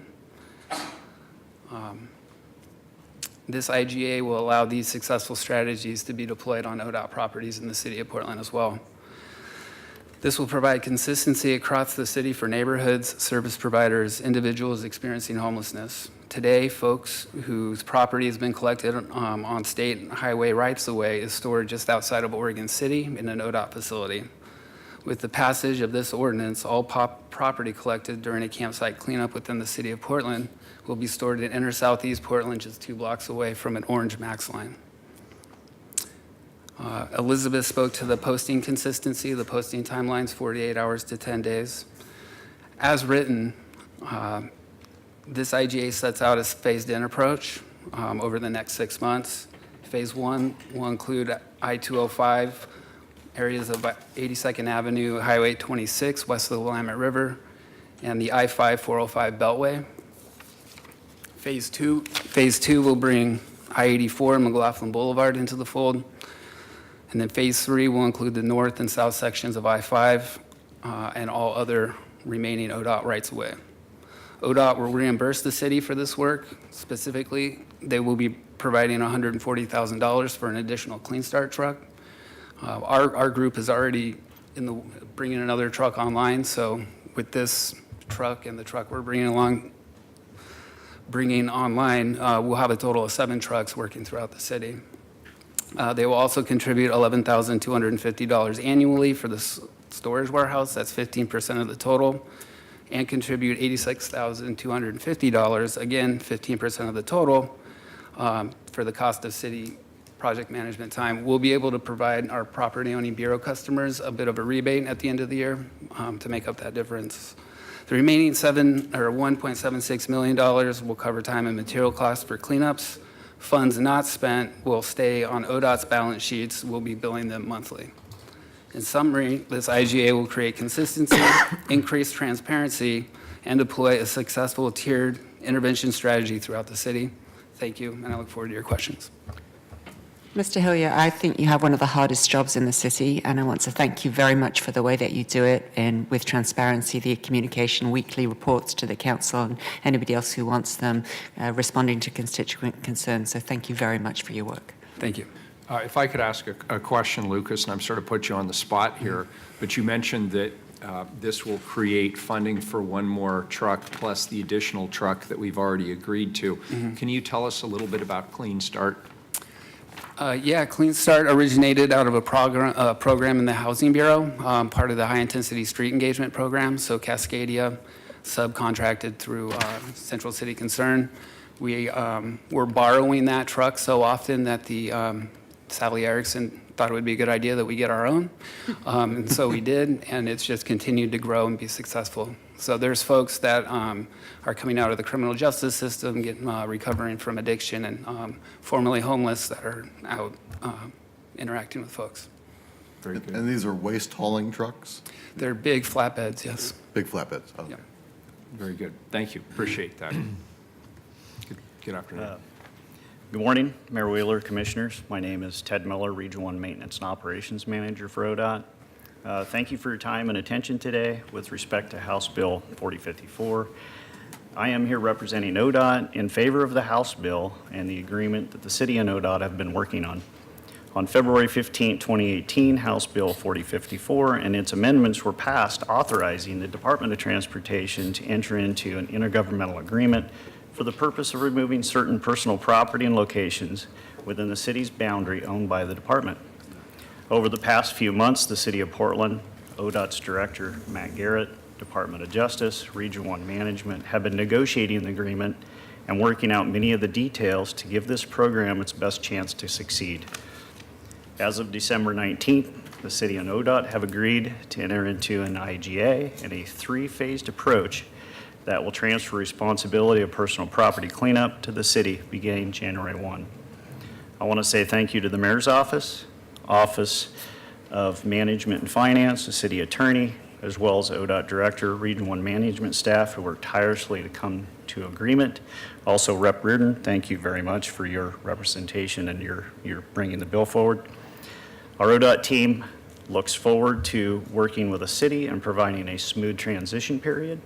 We will work to continue to ensure this partnership leads to improved coordination, a higher level of consistency, and improved livability for the community and our houseless individuals in need. Thank you.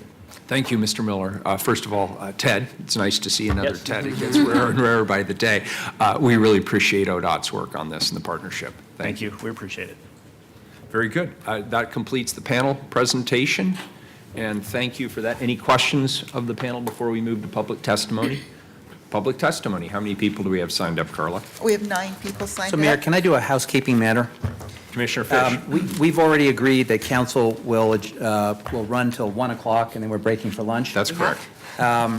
We've got The likely casualty of that is going to be the state of housing report? That's correct. We are going to move that, and I believe your offices have already been consulted, so we're going to move that to the end of the time certains this afternoon. Okay, that's, so I won't be here for that.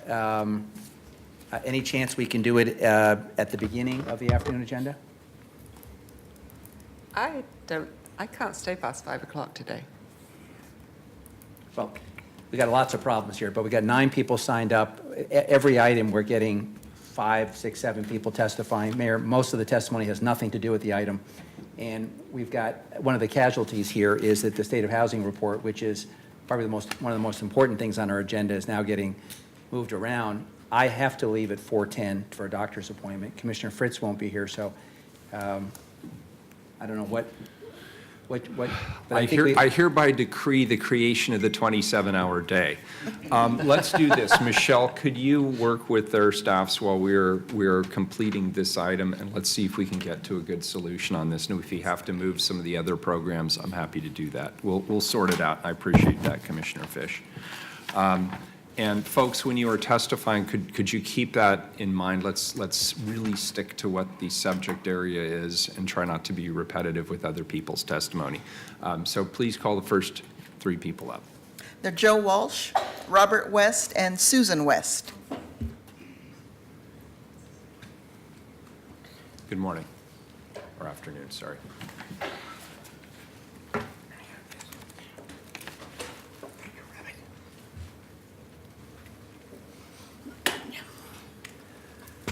Good morning.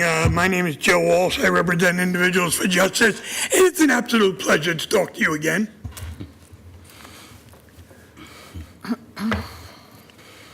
Let me see if I understand this. You've done such a wonderful job of sweeping the people on your property. You want to go to the Department of Transportation in Oregon and do it on theirs and get $2 million for doing it. Do I have all the variables? I mean, that's basically what you're doing. You're spreading the wealth. Not only have you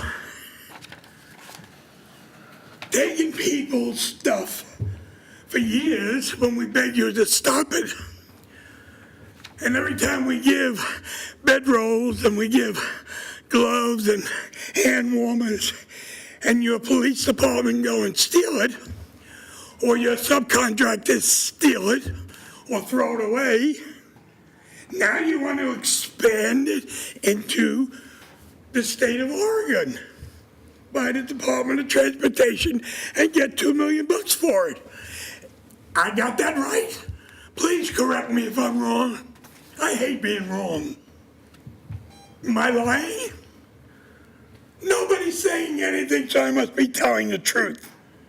Or are you just gonna wait until I finish, Mayor, and do your little Trumpy stuff, where you comment afterwards and not let anybody respond to you?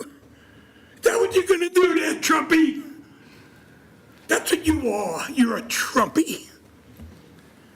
And every time I go home and watch MSNBC, Time's up. my mouth is open. Good afternoon. My time is Your time is up. Good afternoon. Okay, my name is Robert Don't West, you come near me. and I wanted to bring up the fact that you guys are using positive fascist cleaning to clean up these homeless camps. People are not getting their stuff back. Even when the city goes in there with inmate slave labor, they still don't get their stuff back. Right now, there's a group of both conservatives and liberals, cop watchers, and we're getting together and we're basically asking the mayor to resign because the lack of care that you have for the homeless, the fact that the police are not doing their jobs, and people are being assaulted on the streets. You're allowing riots in the streets during protests. No other city's having, Seattle's not having that problem. And Seattle, a couple weeks ago, had a protest where both sides were armed. Mayor, you need to resign. Okay, this is not your main testimony. I'm interested in your opinion, but it's not related to Okay, the next item. So my- unless you're going to get my- back to the my opinion- testimony, you're done. My opinion is that the city does not need to get into an agreement with ODOT to go clean up ODOT property, because it means the city will decide, well, okay, well, we don't care about this camp, but we'll hit this camp over here on ODOT property. You know, ODOT property is ODOT property. I don't like the city getting into any agreements with anyone, whether it's a government or a private organization, to decide who the city wants, where they want, and how they want. This administration has been continually hammering against the homeless, and you got a huge homeless population that have camps all over the Thank place, you. including our. Good morning. Hi, good afternoon. I'm Susan West here from Friends of River Place. We're a very large... Your testimony is done. It is now her turn to testify. Stop interrupting her.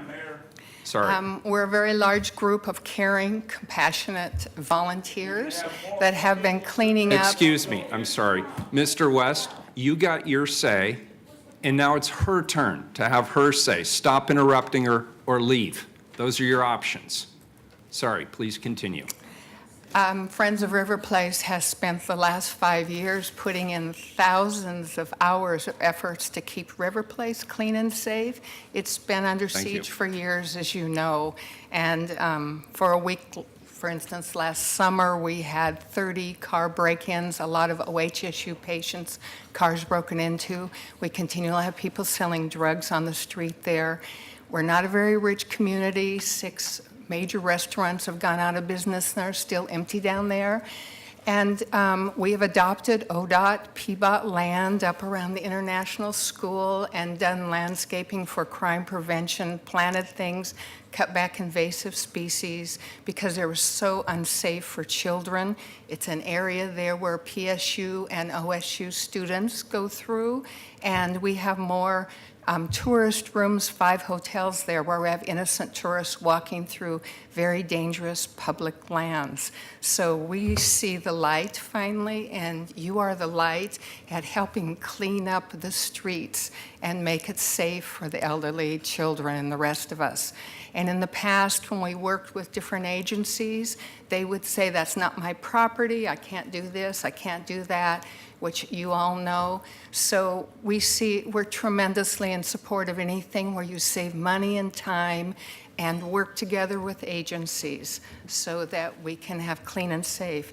I have got support here for this from the Human Access Project, which I sent in to Carla, I think it is, and the International School is here, and we're kind of under siege, forgotten little area. Thank you for all your help in parks in the past and the future, and we're totally supportive of you. Thank you. Supportive of you. Appreciate your being here. Thank you. Yeah, for thank your you for your testimony. patience waiting all this time.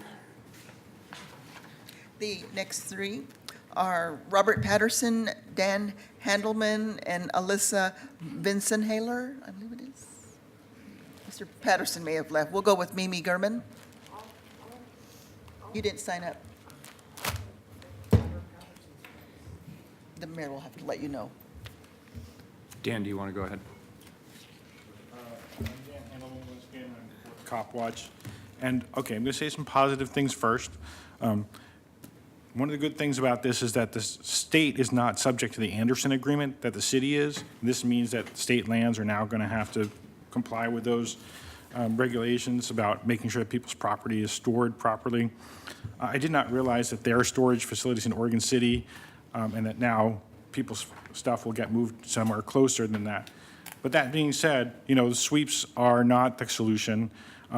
You're spending $2 million of state money. Why don't we use this money for porta potties and dumpsters and weatherproof storage lockers? And why don't we set up more villages like Kenton Village with this money so that there are people who are being allowed to camp on these properties and they can do it safely and they can do it cleanly. It's just, doesn't make any sense to me to spend it taking stuff that and people are deciding whether it's garbage or whether it's somebody's property, and unless it's the person themselves, that shouldn't be being done. I'm also a little concerned. I mean, yes, it's nice that we're hiring people who are in recovery from Central City Concern, but you end up pitting people against each other. So if somebody's valuable, something that's valuable to them gets thrown out, then the other person who decided that and picked it up and threw it away is now going to get into an argument with them about whether or not to throw it out. And I don't think that's a great plan. It's nice to hear some compassion being expressed by the people who came up here. And it's, again, there's a lot more, there's a lot more things that can be done without pushing people around when, as we've acknowledged in other agenda items earlier today, there's nowhere for people to go. And just as a last note, Mr. Mayor, I really wanted to testify about the report earlier today, and I really would like you to reconsider your policy about not taking testimony on reports. Good afternoon. Good afternoon. My name is Alyssa Vincent-Haler. I am, oh, time started, cool. Okay, so I don't have much to say on this, except that I think it's horrible. I think it is. I've been homeless. My family has been homeless. My entire last year of high school, I was homeless. And homeless camps, they do sound bad. They really do. But that's the only community that a lot of these people have. And if you hire these crews to go through and clean them up, I mean, what are you doing? You're just pushing people out even further. You're pushing families. It's not good, I guess is what I'm trying to say. The $2 million also could be used on something better. It really could. I think this is a waste of money.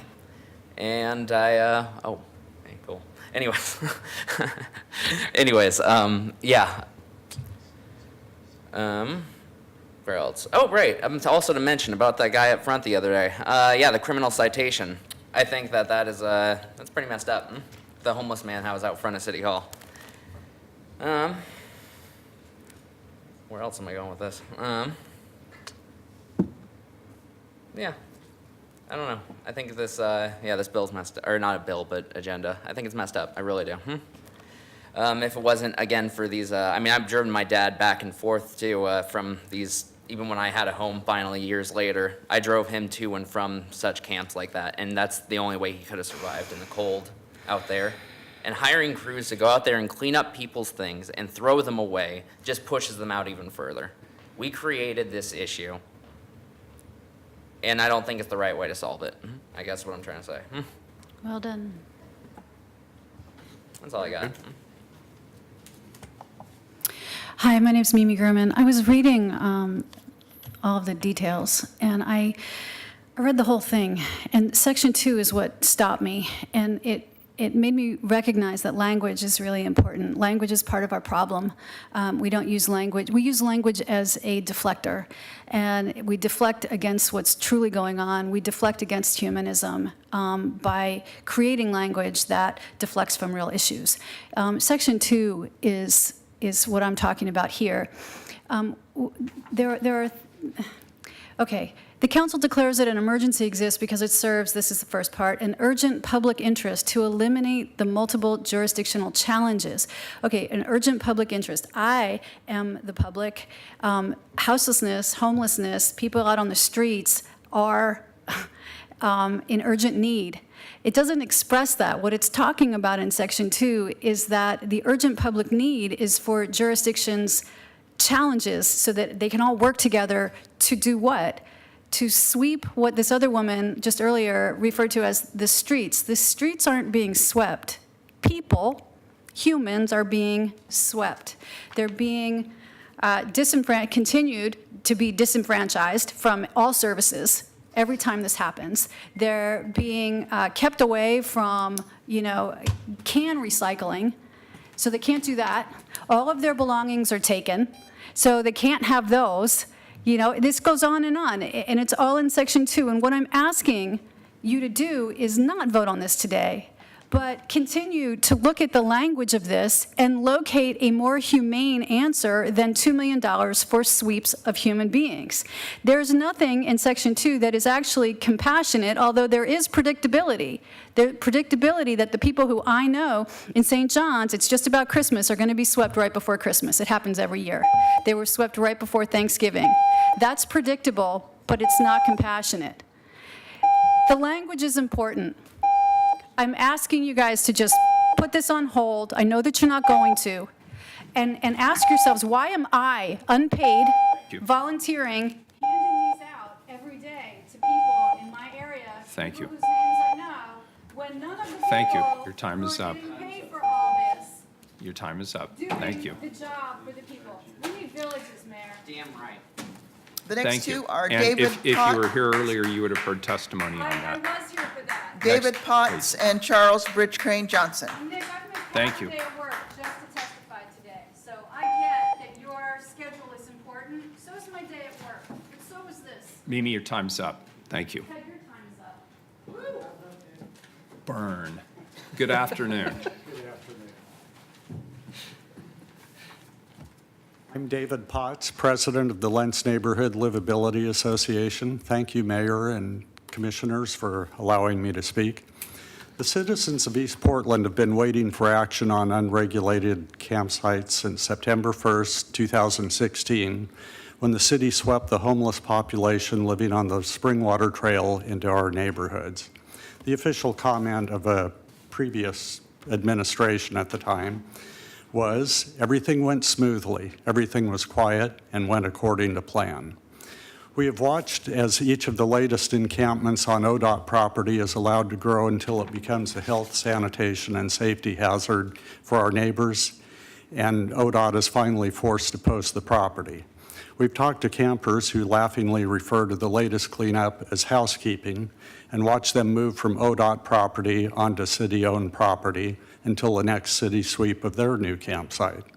At that point, they can move back onto ODOT property to avoid the hard choice to make a change in their lifestyle.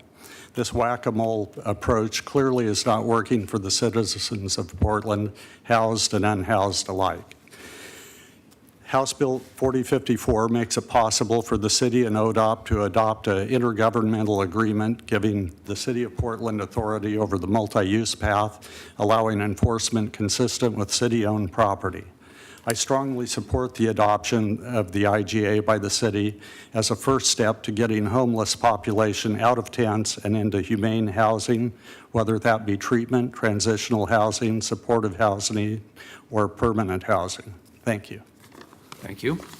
Good afternoon. Good afternoon, Commissioners. Again, Charles Bridge Crane Johnson, and I commend the man beside me for his optimism.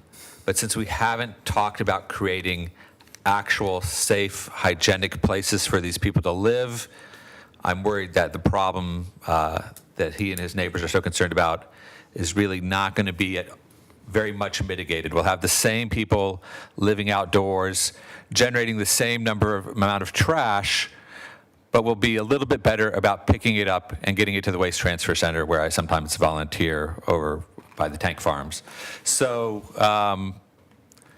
you know, there's been a huge legislative process and a lot going on to approve this money, but I think that even with today's earlier agenda item and eventually the kicking in of the housing bonds, we're really just doing a nut shuffling game and doing a slight bit of cleanup. I think that this would have been a nice time to have the anecdote, because we're talking about the ODOT people that had to put boulders under the 205 bridge, and now all we're saying is that when that happened, we would have sent a little team of our cleanup people instead of their cleanup people. I don't want to say a lot about the circumstances of this issue because I've never personally been in a sweep to experience the difference between ODOT as super tyranny and torture and the city as not so torturous and a little bit less tyranny. But we haven't said any of that's really going to stop or that any of these people are going to get connected to permanent housing. So it does seem like in the short term that's not really the best investment of $2 million, but it's not coming out of our money and the ODOT's willing to pay. So let's turn down the notch a little bit on what these people are experiencing. Good luck, y'all. Thank you. Does that complete testimony, Carla? That's all who signed up. Very good. yes. Colleagues, do you have any questions for the panel or for staff? Please call the roll. Fritz? Thank you, Mayor, for doing this. Thank you to Representative Reardon and the Government Relations team for doing it. The impact assessment on this ordinance is one of the best I've ever seen. And Seraphy Allen and Lucas Hillier, I hope you'll post it to the Mayor's website because it really explains why this is a good thing to do and the process that you use when you are assessing which camps need assistance and how you help the people who are there. So thank you very much for your work on that. Aye. Fish. So this is about, as someone who previously testified said, this is about having more consistent rules and enforcement. And since I had a lot to do with the Anderson settlement, let me say that the rules that were worked out with advocates at the table are the rules that now apply, and they did not apply when ODOT was enforcing its rules. So whether you agree or disagree with the underlying policy, this IGA ensures that a consistent set of rules, which are based on a judicial settlement with advocates at the table, are applied. Notice requirements and other things that are very important are consistently applied and enforced throughout the city. That's a positive. I want to thank Representative Reardon for his leadership. We're fortunate to have him in the state legislature. In my role as Commissioner in charge of Parks and Bureau of Environmental Services, we have a lot of projects we're working on. Jeff is tireless and accessible and does a great job, and we're just grateful to have him as part of our delegation. Aye. Saltzman. Well, I also want to thank, I don't know if Lucas Hillier is here anymore, but I'm also a big There he fan is. of his. He's Oh, he here. is there, okay. Yeah. I just wanted to thank Lucas and Sarah Fee Allen for their work on this and ODOT. And Representative Reardon for carrying this in the legislature. But, most of all, I want to thank Mayor Wheeler for really bringing to a successful conclusion one of those tough nuts to crack that has been around for the 20 years I've been here without any resolution, and people, particularly in the Lentz neighborhood, being really frustrated with the potpourri of governments that have jurisdiction in their neighborhood, and the frustrating answers they would get, and the lack of a consistent response on many issues. So I think we're making a step forward here with this legislation to provide consistency and provide a uniform set of standards for which these decisions are made and executed. Aye. Wheeler. So as we've heard today, you already had your turn, now it's mine. As we've heard today, there's significant camping activity on ODOT lands within the city, and different rules, timelines, and resources provided by ODOT, and the city creates significant livability issues for everyone. Adopting the City of Portland's approach to maintaining ODOT properties within the city's boundaries would help to address all of these challenges. There's three notable advantages to the city's approach. The first is the transparency between the city, people experiencing homelessness, social service providers, and the general public. It's beneficial to all involved to bring ODOT property under the city's procedure so that there's an efficient and consistent approach to camp cleanup notification periods, enforcement practices, and property storage policies across Portland. I want to thank Mr. West, please, seriously. I want to thank, we'll take a recess. Why you don't want to talk to? No, you know what? You're walking on everything.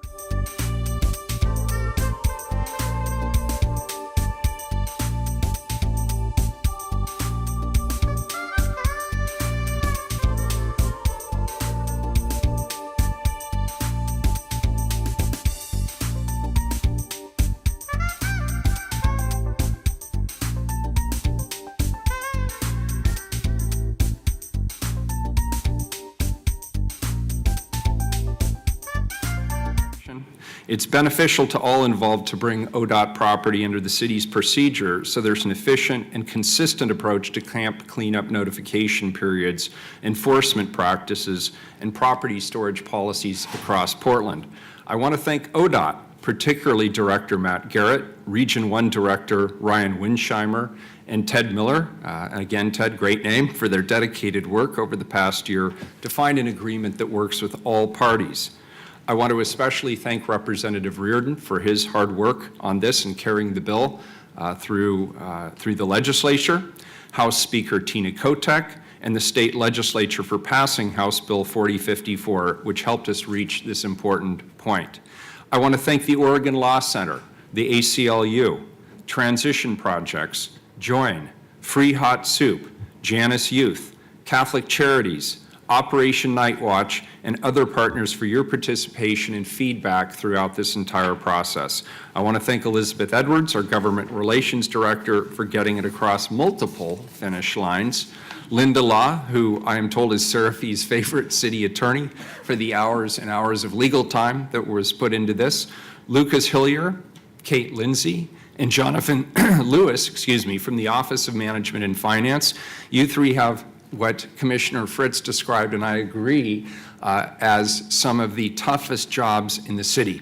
And I commend you for your thoughtfulness, your humanity, and the care that you bring to this important work. And lastly, I want to thank Sarah Allen and Kristen Dennis from my team for your hard work on this well.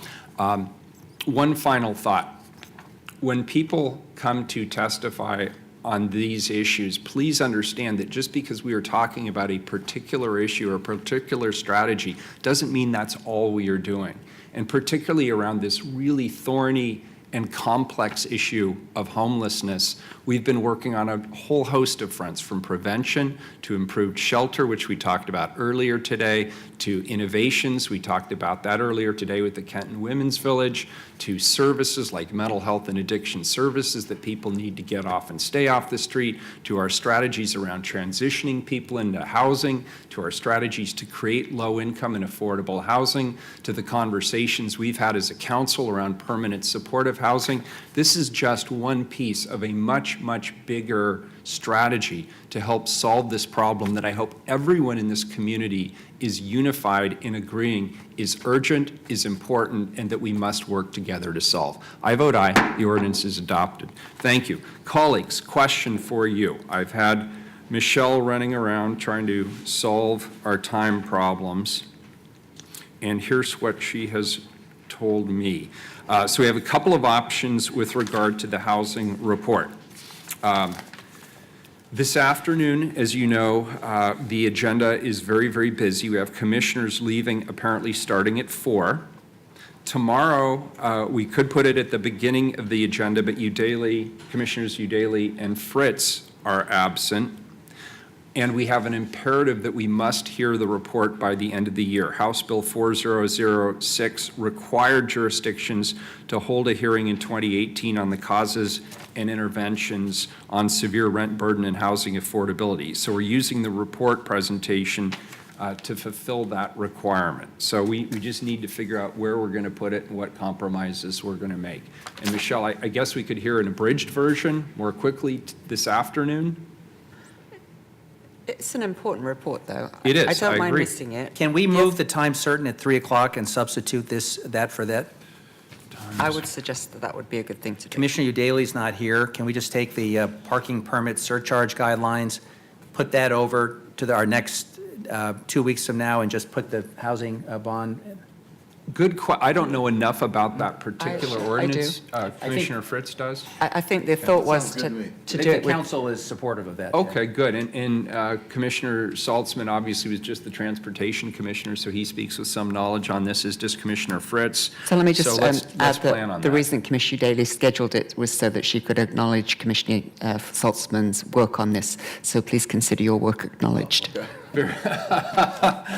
Awesome. So, Michelle, can we do that and get out whatever proper notifications are required? We'll simply substitute that. Very good.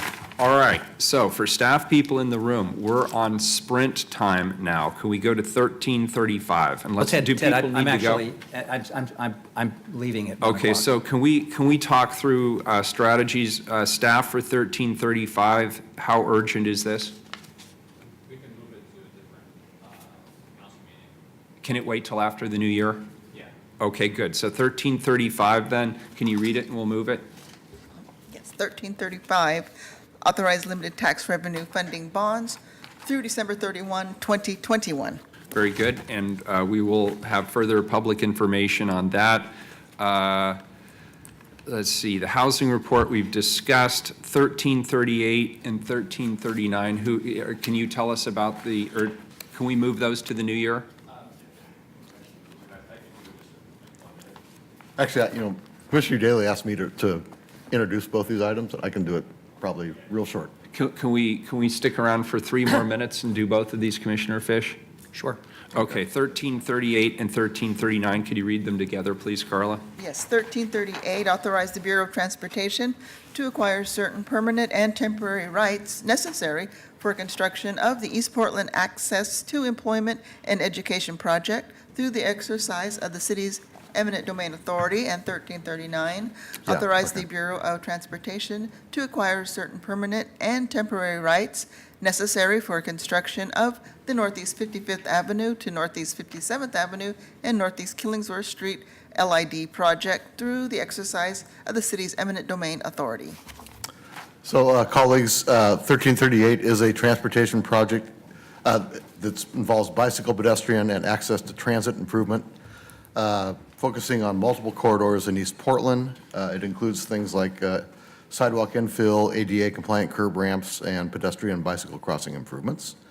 1339 provides much-needed transportation improvements in the Cully neighborhood. And I think we've heard about this LID many times by Andrew Abbey, so very successful. And this infrastructure will be, include newly constructed streets, curbs, sidewalks, and stormwater management facilities, as well as street trees. Marty Maloney's here if you have any questions. Yeah, definitely. It's just real quick. So the agenda item is just to authorize eminent domain authority as well as to offer just compensation for both projects, for the property rights for both projects. And all affected property owners have been let know that about the need for the property rights, as well as that we were having the readings today. And have any of them expressed concern or objections? No, not for this, no. Very good. Carla, do we have any testimony, first of all, for item 1338? Robert Patterson signed up for both of these, and I think he's left. I do not see him. Do we have anybody else signed up for 1339? He was the same one, I think. All right, please call the roll on 1338. Fritz. Brilliant presentation. Aye. Fish. Aye. Saltzman. Aye. Wheeler. Aye. The ordinance is adopted. Next item, 1339. Thank you so much. Fritz. Aye. Fish. Aye. Saltzman. Again, thanks to Andrew Abbey for all your great work on Northeast 57th. Aye. Wheeler. Aye. The ordinance is adopted. And colleagues, because it's Dan's last Wednesday morning session, would you have the honor? Okay, we are adjourned till, what, 2 p.m.? 2 p.m. Okay. Awesome. Thank you, Dan.